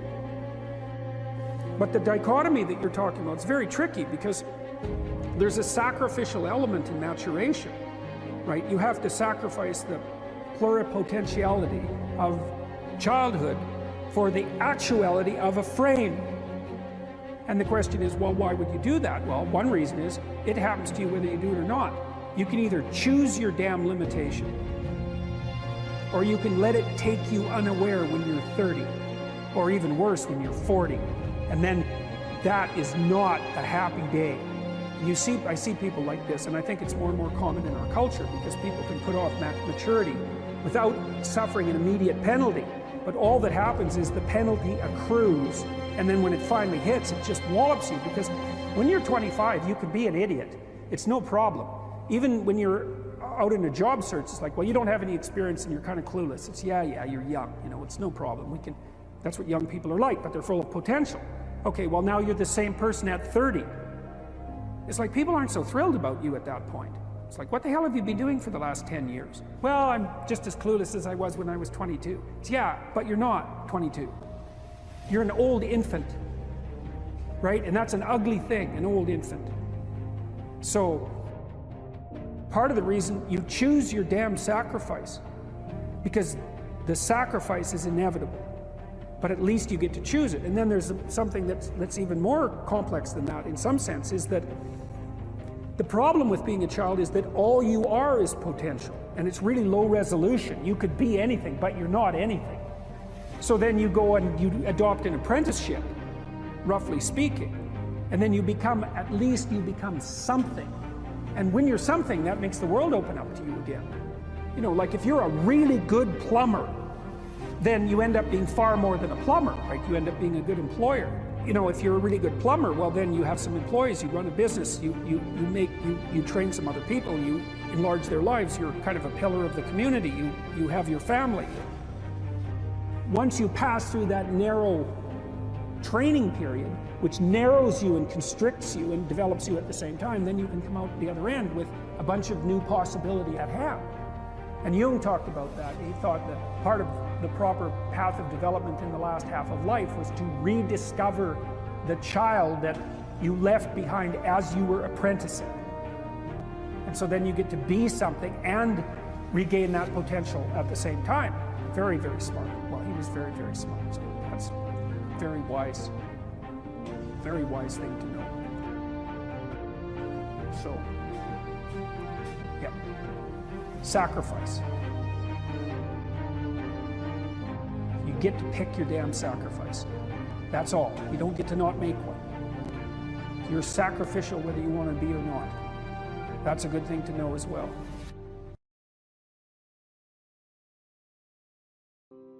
Well, one of the things that I think can be really useful, and this is also a skill that will serve you well for the rest of your life, is to start using a schedule, like a Gmail calendar, and schedule in studying time, for example. Now, so I've got some thoughts about using a schedule. People often don't like schedules because it's like developing your own tyrant. You know, it's okay, well, here's a whole bunch of things I have to do tomorrow. That's my schedule, and I better stick with it, or I'm a bad person, I'm a failure. And that's not the right way to go about it, the scheduling. What you want to do with the schedule is design the day that you would like to have. Now, some of that's going to involve responsibilities that you have to live up to, or your life will get worse, right? So, but I would say, if you're trying to start learning how to manage your school stress, is like, schedule in 10 minutes of homework. Maybe before you go to school in the morning, if you can get up. You probably can't, because teenagers have a hard time getting up in the morning. But start with 10 minutes. See if you can train yourself to sit down for 10 minutes after dinner, some regular time, and do 10 minutes of homework. And that's it. Put that in there as a goal. And then maybe if you've done your 10 minutes of homework, you can schedule in, I don't know, 15 minutes of playing a video game if you want, some sort of reward. But start figuring out how to organize your day so that you get to do the things that you want to do, and you do some of the things that you have to do in a manner that you think you could actually do, in a manner that would be sustainable across time. And that, like, the part of your brain that makes you anxious is really unhappy if you don't have a plan. And so one of the fastest ways to start to deal with too much negative emotion, too much stress-related negative emotion, is to make a plan and to make it concrete. And so I would say, and a schedule is an unbelievably useful way of doing that. And you think, in my mind, in your mind, why am I filling out this calendar for the week? Well, so I know what I'm doing, so that I'm not anxious, so that I'm doing things I want to do, so I have something to look forward to, and so that I'm doing things that I have to do, so that my life doesn't go spiral downhill and make me more miserable and resentful and bitter. And so you can start to use a schedule as your friend, and like, that'll take a year of practice to get good at. So if it doesn't work well in the first week, don't give up. Just keep doing it until you get yourself disciplined and they are able to stick more and more to your plans. And that will help you so much in your life, you just can't believe it. So what you want to do is chop up that overwhelming infinity into a set of manageable tasks. And you want to think, well, you know, some of those tasks might be like, well, maybe you could put some order into your room. You know, or maybe you could make your room a little bit more beautiful, or maybe you could think of one thing around the house that you could do that would actually be helpful. And you're doing that to improve your life. That's the point. You're not doing it because someone's shaking a stick at you and telling you that this is what you have to do if you're going to be a good person. That's not the point. And you also, with your schedule, you think, well, I'm going to design this schedule for someone I like. And that person that I'm designing the schedule for that I like is going to be me. And so it isn't the schedule of a slave master to a slave. It's a negotiated schedule that you arrange with yourself so that you can have a decent life. But it's a very powerful tool to have a calendar at your disposal. And if you can learn to use that young, just put a few things in it. Put in your classes, put in a few assignments, put in some things that you might want to do. Just start stupidly and badly, and you'll get good at it and assume you'll get good at it over about a year, and that'll change your life. Like if you learn to listen to people, if you decide that you're not going to say things that you know to be untrue, and if you learn how to schedule your time, your life will change for the better so much that you won't believe it, and that will keep happening more and more and more and more as you get older. So it's a great thing to start practicing if you could start practicing that when you're a teenager, and you get that under control by the time you're 18, you'll be absolutely deadly. You'll be so far ahead of other people who don't do any of that you won't believe it, and that'll just you'll just continue to accrue benefits as a consequence. Well, the thing is that, or one of the things is that, you know, you are going to be putting up with other people's problems and troubles for the rest of your life. And what you want to do is live your life in a manner that makes all of that tolerable. And so I would say, with the scheduling, and and with the attempt to speak honestly, and with the development of goals that are valuable to you, you're going to be occupied enough with your own life and see enough of the quality of that life so that you'll be able to actually be able to tolerate a fair bit of noise and stress coming at you from other directions.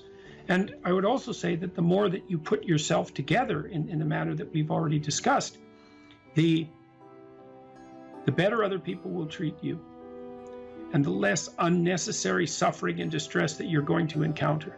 And I would say, and I'll close with this, I would say to your viewers, don't underestimate the utility of getting your act together. Another thing you can do is, and this is like deciding that you're going to stop saying things that you know not to be true. The other thing is you could decide to stop doing things that you notice make you weak. And it's a game that you're playing with yourself. It's like you're out with your friends, you do something maybe because you think it'll make you popular, and you notice that that makes you feel kind of subordinate and weak, and think, aha, I shouldn't do that again. I don't know exactly what it is that I did wrong, but it made me feel weak. It made me feel like I was coming apart at the seams. It's not the thing I should repeat. So you try to do things that make you stronger. You try to say things that make your speech more true and accurate. You try to aim at things that you think are worth attaining, and you get yourself disciplined and in order, and that will do. There's nothing else you can do in your life that will be of more benefit to you and to other people simultaneously. And if you could start that when you're a kid, man, I tell you, you'll be so far ahead. You'll be so far ahead by the time you're 18 or 19 that it'll be like you're in a different universe.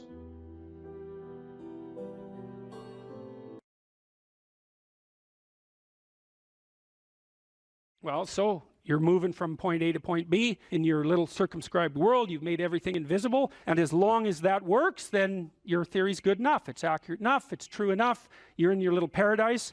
But if something comes up and objects, well, that's where your character is tested fundamentally. That's the character test. It's like, what do you do with messages of error? And that's a tricky issue. Okay, so here's a solution to that. Here's what not to do. I am a bad person. I got to see myself. I'm a bad person. I might as well just go jump off the bridge. It's like, no, that's not good, because what that means is that every time you try to learn something, you're going to make a mistake, because what do you know? So you're going to make mistakes. And if the rule is every time you make a mistake, you're going to go jump off the bridge, then that's not a useful problem-solving strategy. And so when you make a mistake, you don't get to beat yourself to death with a club. It's a bad strategy, and you'll have your internal tyrant in there who's perfectly happy about doing that. That's the, overactive superego that Freud talked about. Maybe it came to you via a parent who was too authoritarian, or a grandparent, or maybe it's just you because you're disagreeable and neurotic, and so you'll take or hyper-conscientious. You'll take yourself apart. Well, you've got a problem. Something has objected to you. Then the question is, well, what does that mean? Well, maybe you're not looking at the world right. Maybe your goals are wrong. Maybe you're not acting properly. It's okay. So the question that arises when an obstacle emerges is, which part of this structure needs attention? And the first answer can't be all of it, which is why when you're arguing with someone in an intimate relationship and you're angry at them and you want to win, which is a big mistake, you want to win, you say, well, this is what you're like. Here's another 10 examples of how you've done that in the past, and I can enumerate more of them if you'd like. And so that's actually what you like, and I've tried fixing you and it didn't work, and so it looks like you're going to be like that up into the future. And you're basically saying to them, well, you're a bad person, and the only thing they can do is either collapse or punch you.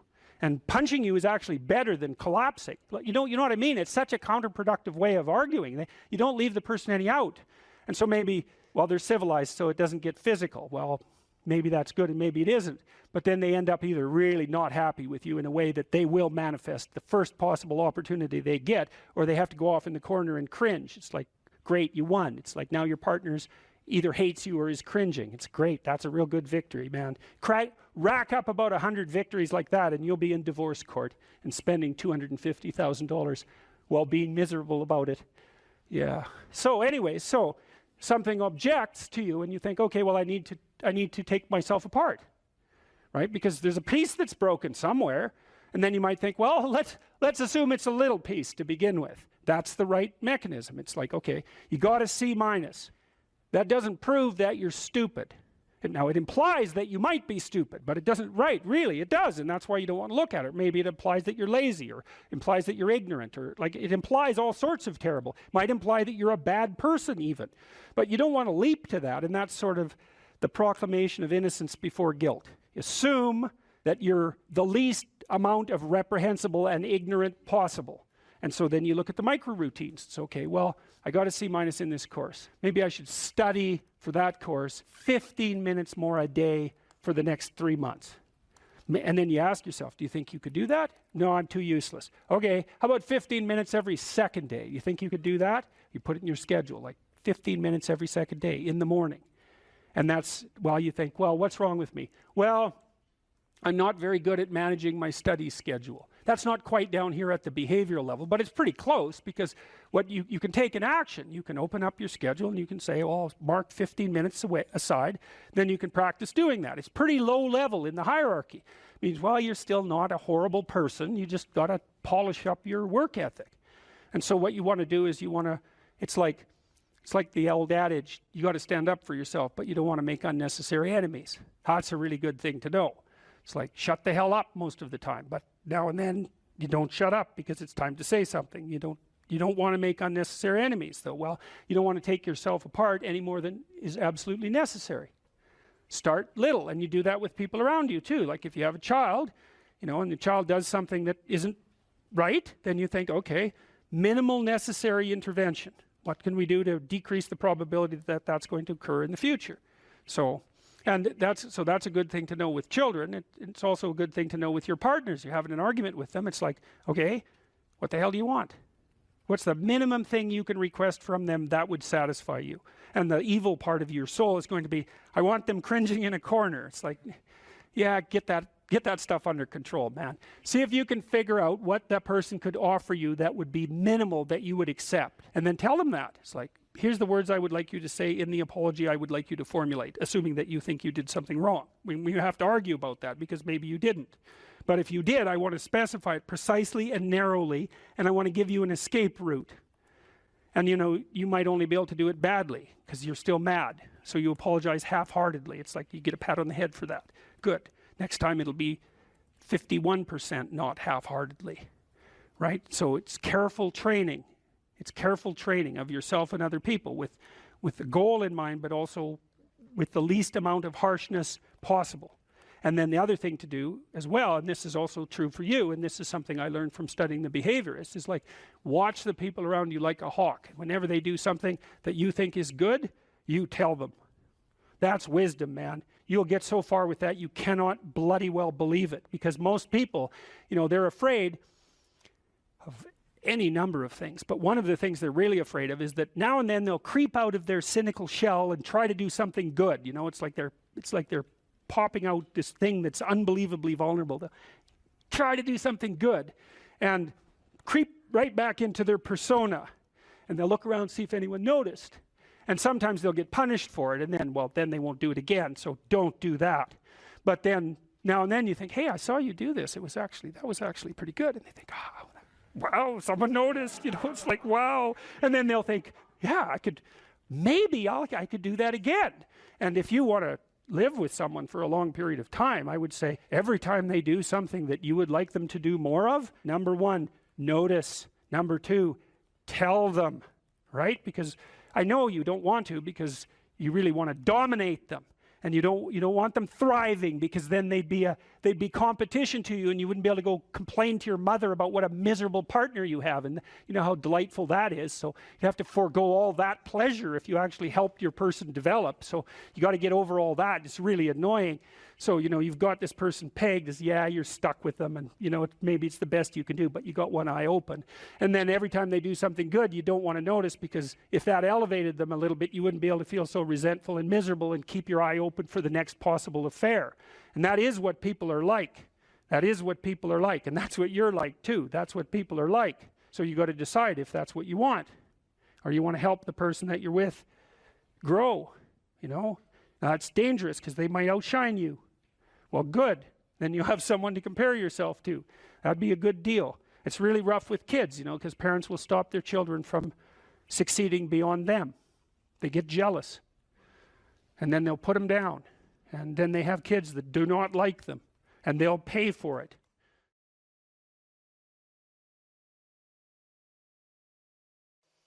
If you were properly oriented in life, if your spirit was in order, you'd aim at the highest thing that you could possibly imagine, and that would point you in the proper direction, and then you would attempt to treat everyone as if they had, including yourself, as if they had a value that was equivalent and related to that high order goal. And that's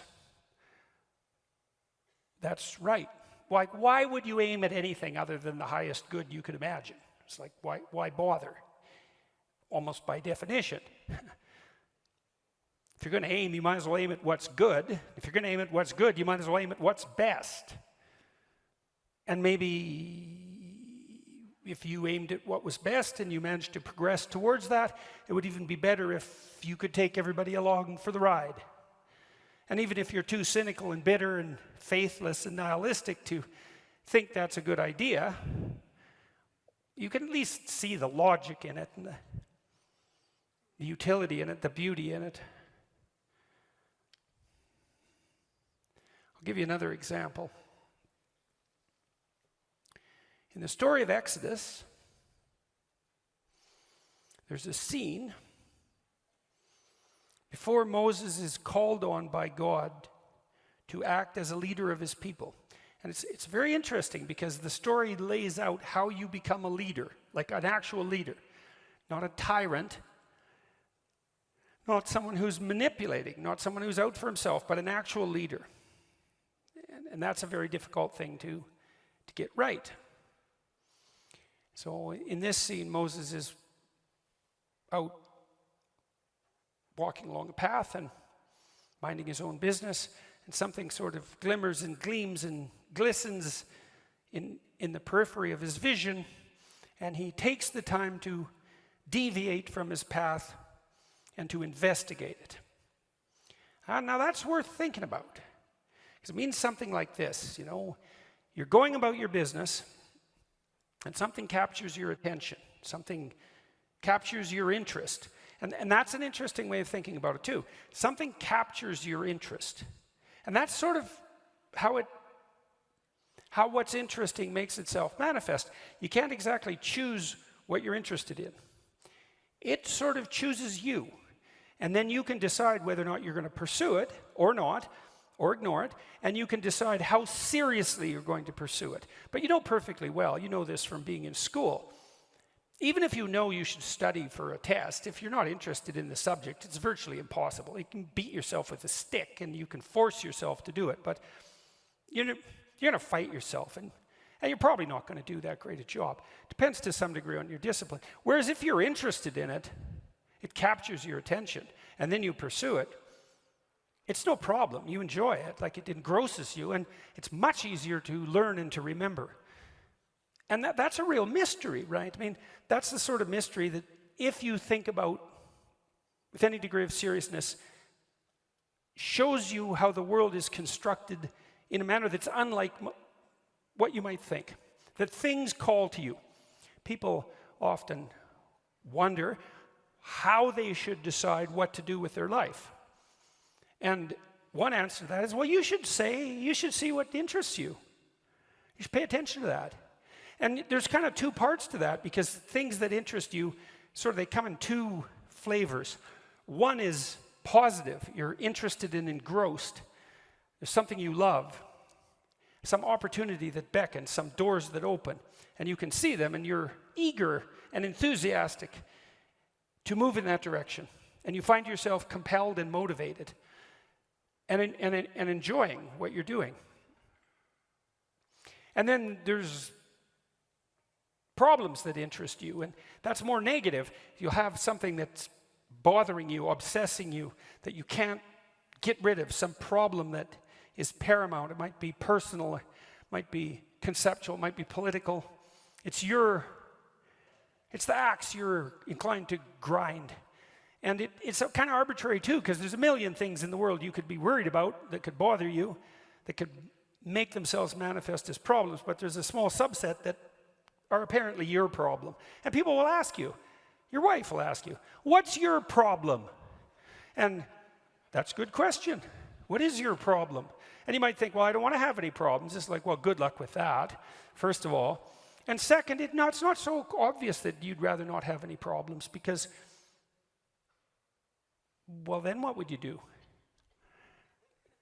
And that's an interesting way to think about your problems, is that if they're your problems, maybe what you have to do is solve them.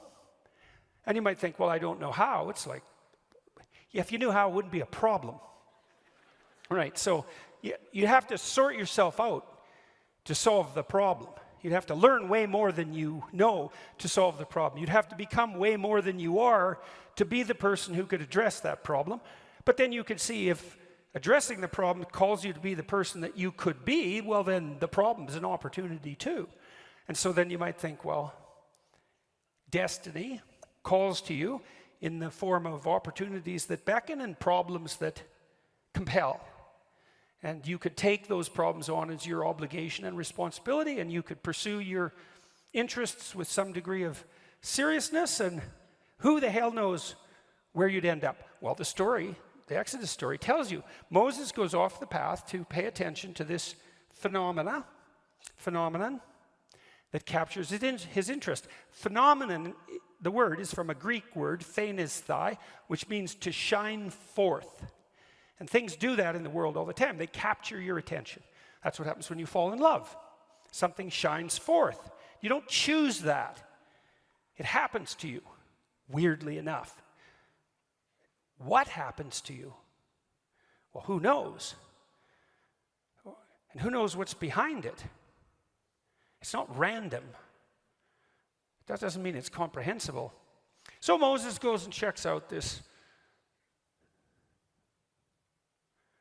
phenomenon, and he approaches it, and as he gets closer, he can see that it's a living form. It's a bush. It's a tree. It's on fire, and that's a strange paradox, right? Because obviously, a tree that's on fire would burn into ashes, and trees don't just stand there and burn. Although actually they do, because living things are on fire. They oxidize and they transform, and everything living is like that. So everything living is a combination of being and becoming, and that's particularly obvious in the case of living things, but it's true for everything, because nothing is static in its form. It is what it is, and it is what it's going to be at the same time. And the burning bush is being and transformation at the same time. And fire is something that's intrinsically attractive to human beings. Like, we're definitely the descendants of the first ape who couldn't keep his bloody hands off fire, and then mastered it. And you know, you can sit around a campfire and look at it forever. It's one of those things that grips your interest intrinsically. You never get bored by it. It's just endlessly fascinating. It's partly because it transforms constantly, like music, you know. Music and fire share that in common, and not accidentally. And so a burning bush, it's a compelling, it's paradoxical too. It's static, because it still has this tree-like form, and that tree-like form is sort of emblematic of life, and it's burning. And so Moses is very focused on this, and he approaches it more and more closely, and a voice appears, speaks out of the bush and says, "Stop, you're beginning to tread on holy ground." Well, when Tammy talked, she said, well, in essence, she said, what would happen if you listened seriously? And the answer is, well, the more seriously you listened, the more the person you're listening to would reveal themselves, and they'd reveal themselves more and more deeply.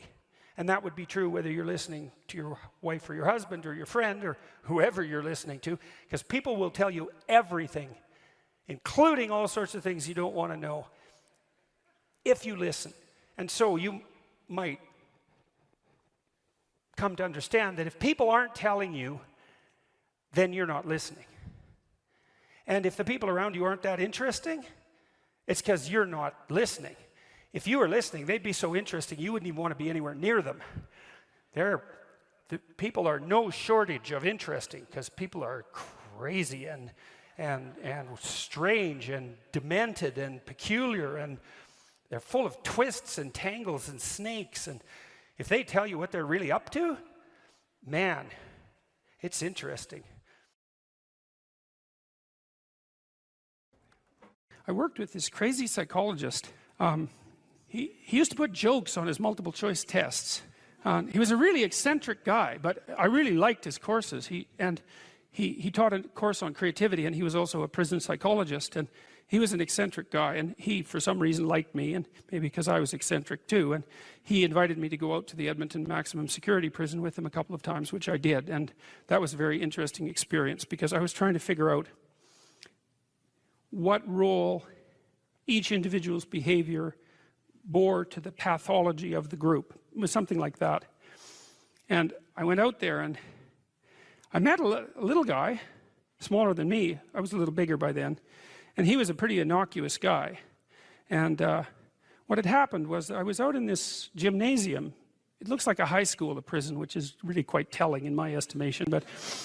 And there were all these like monsters in there, weightlifting, and like they were monsters. I remember one guy who was tattooed everywhere, and he had like a huge scar running down the middle of his chest. It looked like someone had hit him with an axe, and you know, and I was in there, and I had this weird cape that I used to wear that I bought in Portugal, and some boots that went along with it.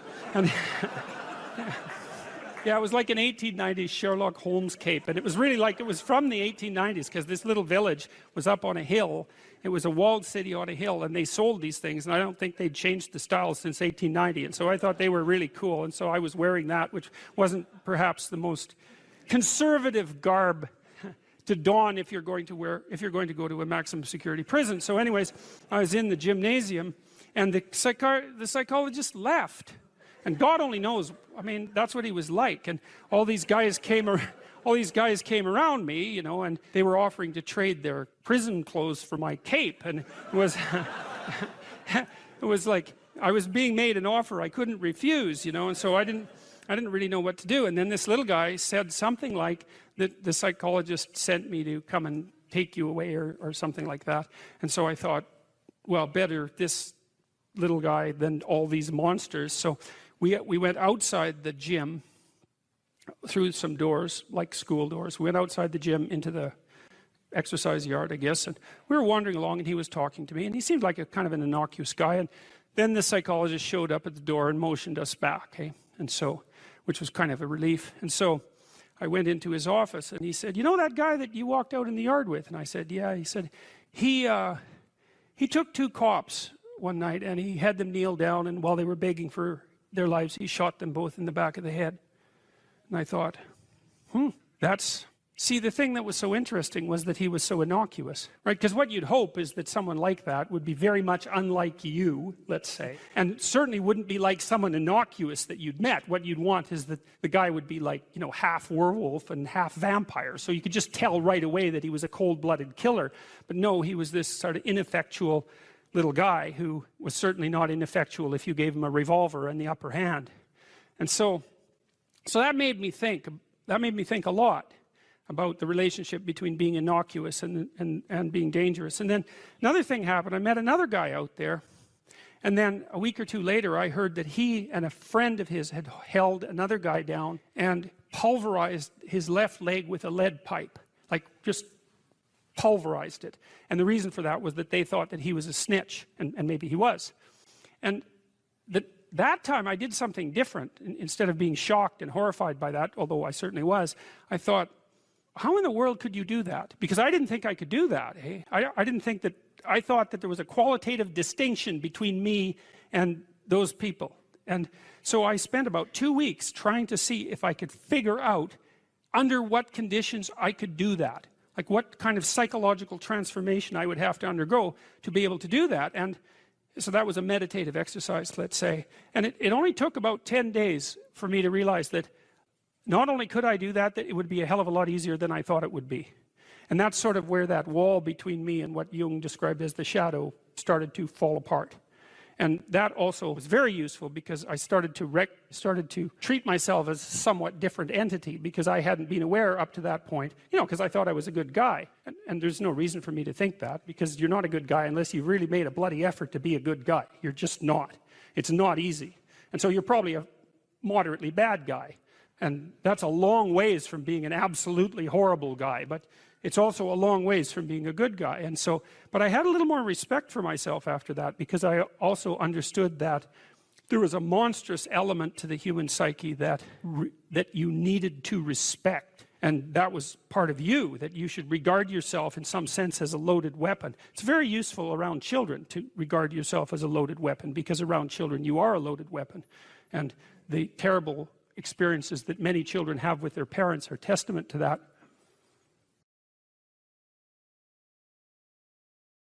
The internal problem is, how do you deal with tragedy and malevolence? And you can say, well, I'm not prepared. It's like, yeah, fair enough. Unsurprising, especially if you were overprotected as a child. It's not a good idea to overprotect your kids, because the snakes are going to come into the garden no matter what you do. And so then you, instead of trying to keep the damn snakes away, what you do is you arm your child with something that can help them chop them into pieces and make the world out of them. So that the trick for human thriving in the face of suffering and malevolence is strength, not protection. It's a completely different idea. We also know this clinically. We know, for example, that if you treat people with exposure therapy for agoraphobia, which is, roughly speaking, the fear of chaos, I would say, the fear of everything, you don't make them less afraid. You make them braver. It's not the same thing. Because with an agoraphobic, see, what happens to them is the fall. They never conceptualize death and suffering. They're naive, right? It never enters the theater of their imagination, and it's because they're protected from it. But then something happens. This often happens to women in their 40s, because they're the people most likely to develop agoraphobia. Something happens. They've been protected from chaos by authority their entire life. So maybe they had an overprotective father, and then they went to an overprotective boyfriend, and then they went to an overprotective husband. And maybe they were willing to be subjugated to all three of those because of the protection, right? So that's the bargain. They stay weak and dependent, and maybe they have to, because that's the only way they can appeal to the person who's hyperprotective. But the price they pay for that is that they're not sufficiently competent. And then something happens in their life, often in their 40s. They develop heart palpitations, maybe as a consequence of menopause. Their heart starts to beat erratically, and they think, oh no, death. It's like, well, who are you going to talk to about that? Right? There's no protection from authority for that. Or maybe their friend gets divorced, or maybe their sister dies, or something like that. It brings up the specter of mortality, and maybe the specter of malevolence and mortality, and it brings it up in a way that authority, recourse to authority, cannot solve. And so then they have panic attacks. What happens? They go out, they get afraid, they feel their heart beating, then they get afraid of their heart beating because they think, oh no, I'm going to die, and they think, oh no, I'm going to die, and I'm going to make a fool of myself while I'm doing it and attract a lot of attention. So the two big fears come up: mortality and social judgment. And then they have a panic attack. It's like fight or flight's gone out of control. Very, very unpleasant. Then they start to avoid the places they've had a panic attack. Then they end up not being able to go anywhere. So then Tiamat has come back, right? A huge monster, a little victim. And so what do you do with them? Well, there's no saying, no, there's no Tiamat. That's done, right? Their naivety is over. They've had a direct contact with the threat of mortality and social judgment. They've met the terrible mother, and they've met the terrible father. And there's no going back. There's no saying, oh, the world is safe. It's not safe. Not at all. It's not safe. The fact that you think it's safe means that you were living in an unconscious bubble that was sort of provided to you by your culture. It's a gift.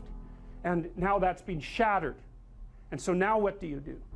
Well, the answer is you retreat until you're in your house and there's nowhere you can go. You're the ultimate frozen rabbit, right? And your life is hell because you can't function. The alternative is, let's take apart the things you're afraid of. Let's expose you to them, carefully and programmatically. And then you'll learn that you're actually tougher than you think. You never knew that. And maybe you didn't want to take on the responsibility because, people play a role in their own demise, so to speak. When you had opportunity to go out and explore or withdraw because you were afraid, you chose to withdraw because you were afraid. So it's not only that you were overprotected often, it's that you were willing to take advantage of the fact that you were overprotected and run back there whenever you had the opportunity. So maybe you're a kid in the playground, right, and you're having some trouble with other kids, and in the back of your mind, I should deal with this myself, but you go and tell your mom and get her to intervene. And you know that that's not right. You know that you're breaking the social contract, but it's easier, and so that's what you do. You run off to an authority figure and hide behind the Great Father, roughly speaking. Well, the problem with that is you don't learn how to do it yourself. So then you have to relearn it painfully when you're 40. So then you take people out, you say, well, what are you afraid of? Rank it from 1 to 10. So 10 is, we'll make a list of 10 things you're afraid of. The thing you're least afraid of we'll call number 10. So we'll start with that. Okay, well, I'm afraid of elevators. Okay, well, let's look at a picture of an elevator.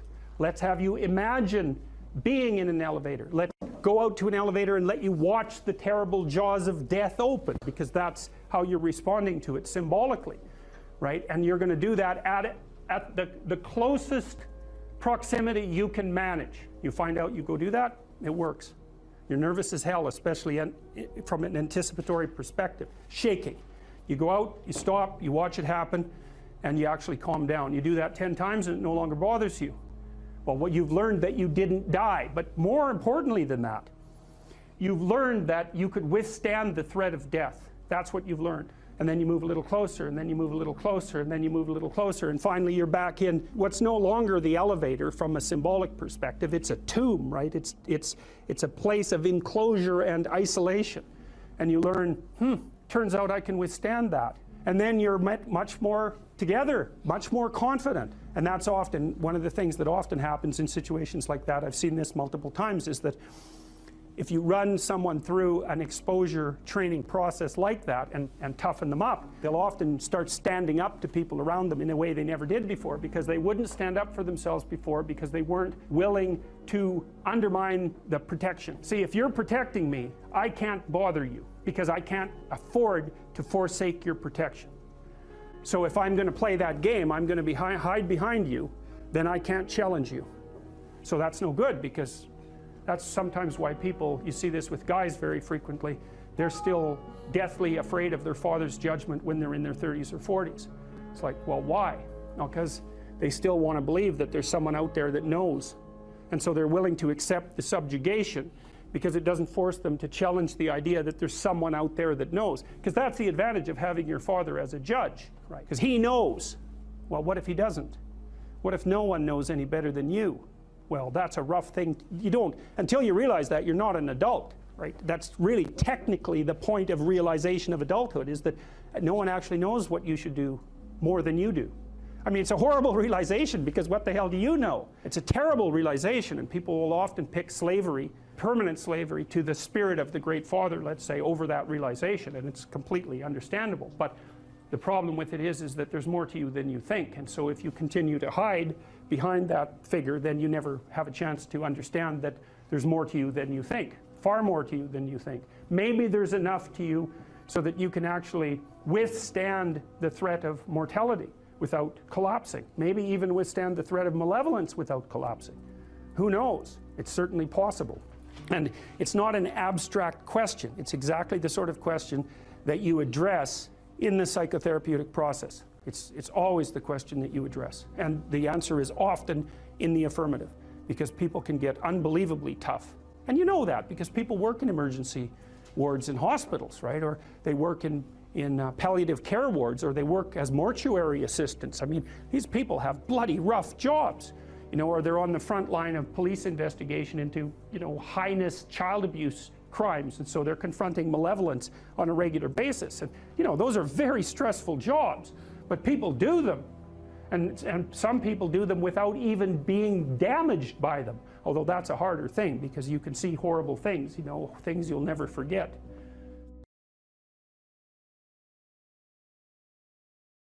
It doesn't matter what your personal circumstances are.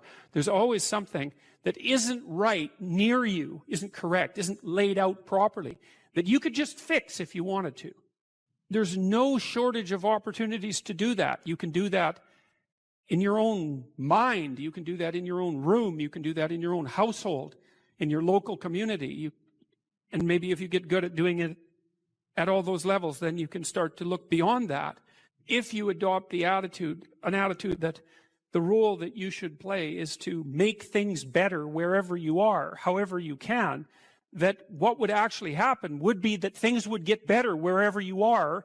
The world shifts itself around your aim, because you're a creature that has an aim. You have to have an aim in order to do something. You're an aiming creature. You look at a point and you move towards it. It's built right into you. So that sets up the world around you. It organizes all of your perceptions. It organizes what you see and you don't see. It organizes your emotions and your motivations. So you organize yourself around that aim. And then what happens is the day manifests itself as a set of challenges and problems. And if you solve them properly, then you stay on the pathway towards that aim. And you can concentrate on the day. And so that way you get to have your cake and eat it too, because you can point into the distance, the far distance, and you can live in the day. And it seems to me that that makes every moment of the day supercharged with meaning, because if everything that you're doing every day is related to the highest possible aim that you can conceptualize, well, that's the very definition of the meaning that would sustain you in your life. An uphill trajectory is actually even better than being somewhere good, as far as I'm concerned, because one of the things that really makes your life meaningful is the clear realization that you're headed somewhere better than you are now. And then it's even better if you also understand that there's a direct causal relationship between the things that you're doing and the steepness of that incline.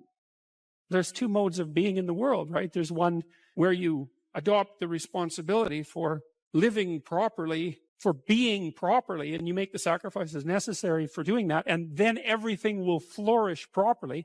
And the other one is a pathway of resentment and bitterness and rejection and genocide. If you make your life 0.1% better a week, man, in 2 or 3 years, you're in such a better place than you were that it isn't even like the same domain. And if you keep that up for 10 years or 20 years, especially if you're young and you start early, you start to straighten yourself out and fix the things that you can fix. You can transform your lives in ways that are completely unimaginable. And God only knows what the upper limit of that is in terms of human possibility. What you're actually made of, what you're made of is what you encounter when you voluntarily encounter the unknown.